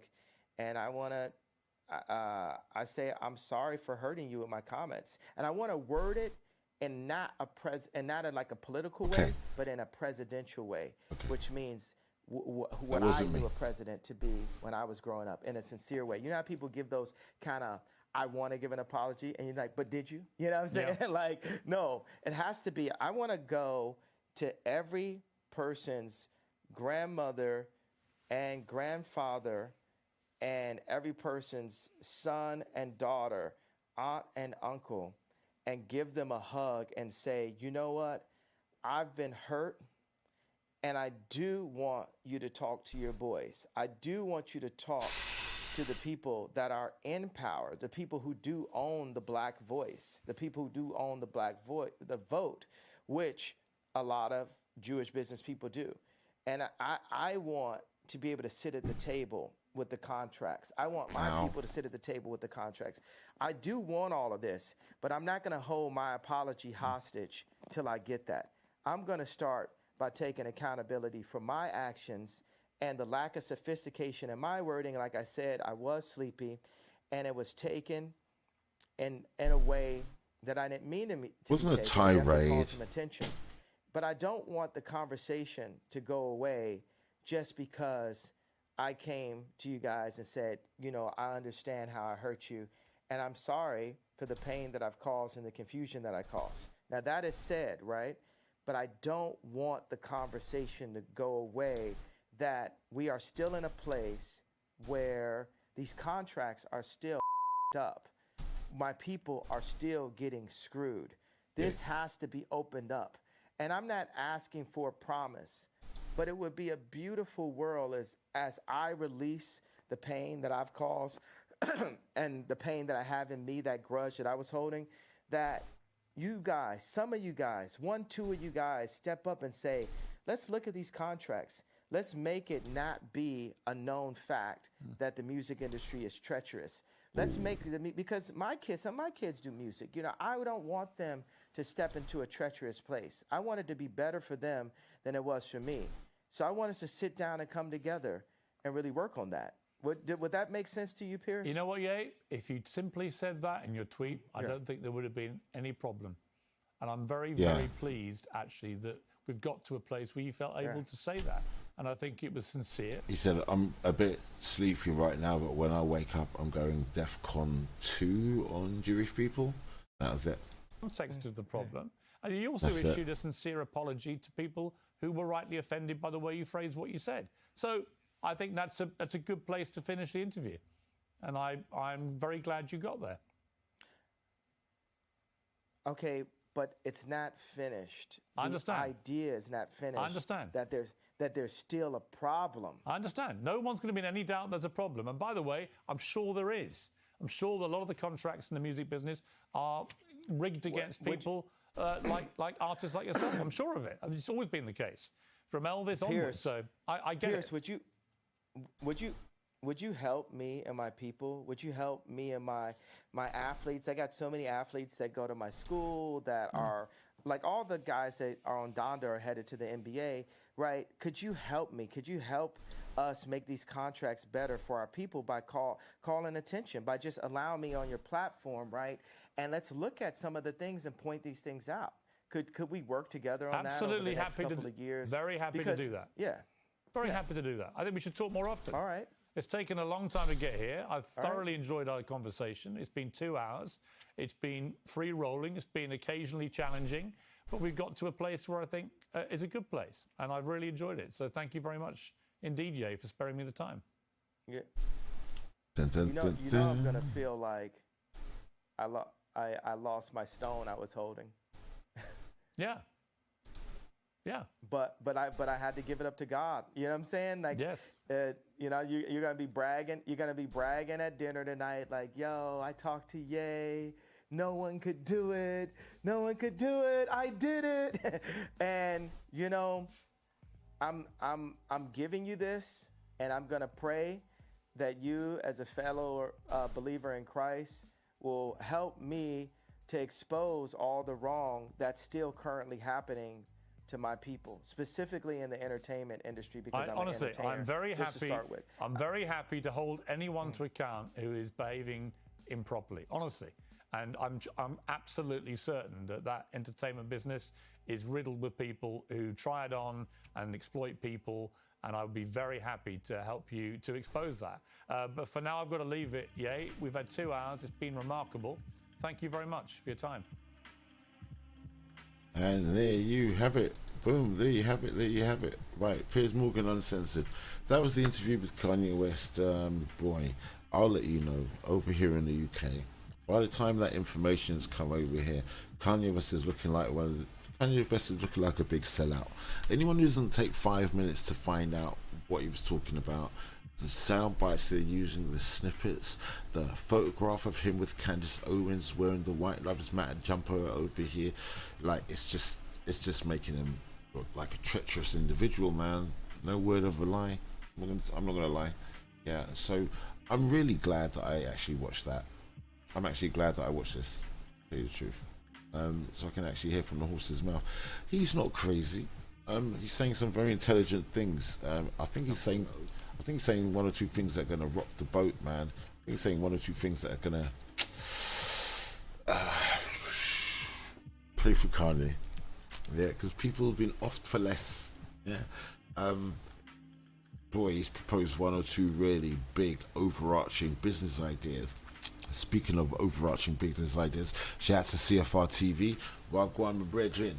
Right, anyways, boy, by the way, yeah, I'm in my Discord. See if I jump in my Discord, because I'm going to jump off this now. You know, I'm not streaming to stream on Facebook to stream along. I just came on to do this interview. Interview done. Yeah, I'll probably come and do a live another time. I reckon. I think it kind of worked, didn't it? Do you know what I mean? Anyway, Catch a Freeman signing out. Shout out to people that's in the room. All right, yeah, let me put my Discord. Dude, jump in my Discord, man. What's going on? What's going on? Copy. Let me throw that in there. Let me fling that in there. Pow, pow, pow, pow. Paste, paste, paste. And you know what? You know, I'm doing this for a specific reason. I'm not trying to get famous. I don't care if you smash the alert button and all that rubbish. Yeah, a subscribe would be nice though. But like, oh yeah, and don't forget to hit the alert button to know next time I go on. Oh, and all that. I don't give a shit about it. At the end of the day, stuff that I'm going to be talking about, I don't want masses of people to know what I'm talking about. So the stuff I'm talking about you think is interesting, yeah, then give me a follow. If not, piss off, yeah, because I could do without you hanging around like a bad smell. Yeah, I mean, coming in and asking stupid questions. If you're one of them individuals, yeah, you can get lost. I really don't need to follow, frankly. Yeah, that's how I'm doing it. Yeah, catch a free. All right, send me on WhatsApp. Yeah, people have been off for less. It's true, people have been off for less. You know what I mean? It's been enlightening. Yeah, but you like my sales technique? Yeah, if you don't like it, you can fuck off. I don't give a shit. I'll keep the swearing to a minimum, but I don't use the C word. Don't worry, I don't use the C word. Anyway, Catch a Freeman signing out. Shout out to the people that have been chatting to me. Like, you know, good engagement here. It's good engagement. Right, so probably Sunday night. Yeah, well, because like, let's face it, the amount of politics going on is mad. Catch a Freeman on Twitch, by the way. If you want to catch me during the daytime, I came on this because it's the evening. Catch a Freeman on Twitch. Catcher_Freeman on Twitch. Anyway, I'm gonna sign out. I'm leaving with my outro. I feel good, because I know Catch a Freeman somewhere. They Catch a Freeman somewhere. You know Catch a Freeman, who sits on high and looks down low. Man cannot make it like this. They can take the picture, but they can't make it. Only the greatest black man who ever lived that you have known high can make it for you. Catch a Freeman was the greatest black man who ever lived. Joy, don't be ashamed to call Catch a Freeman was a sexy man. Yes, look. Only Catch a Freeman can give that woman the kind of joy she had right there. Make a joyful noise unto the greatest black man who ever lived. I am very happy to be here. Man, yes, sir. Can I get an amen? I don't know what you come to do, but I'm the praise. Malcolm X, Nat Turner, and Barack Obama all rolled into one. Lord. You're Catch a Freeman? The Catch a Freeman? You've heard of him. Of course I've heard of you. Who has not heard of Catch a Freeman? As soon as Catch a Freeman rides through here with brigade, I'm out of here. I want your people ready to move. Tell you, man, Catch a Freeman is real. That name was Freeman. Oh yeah, smash the like button. Freeman. Smash the like button and all that.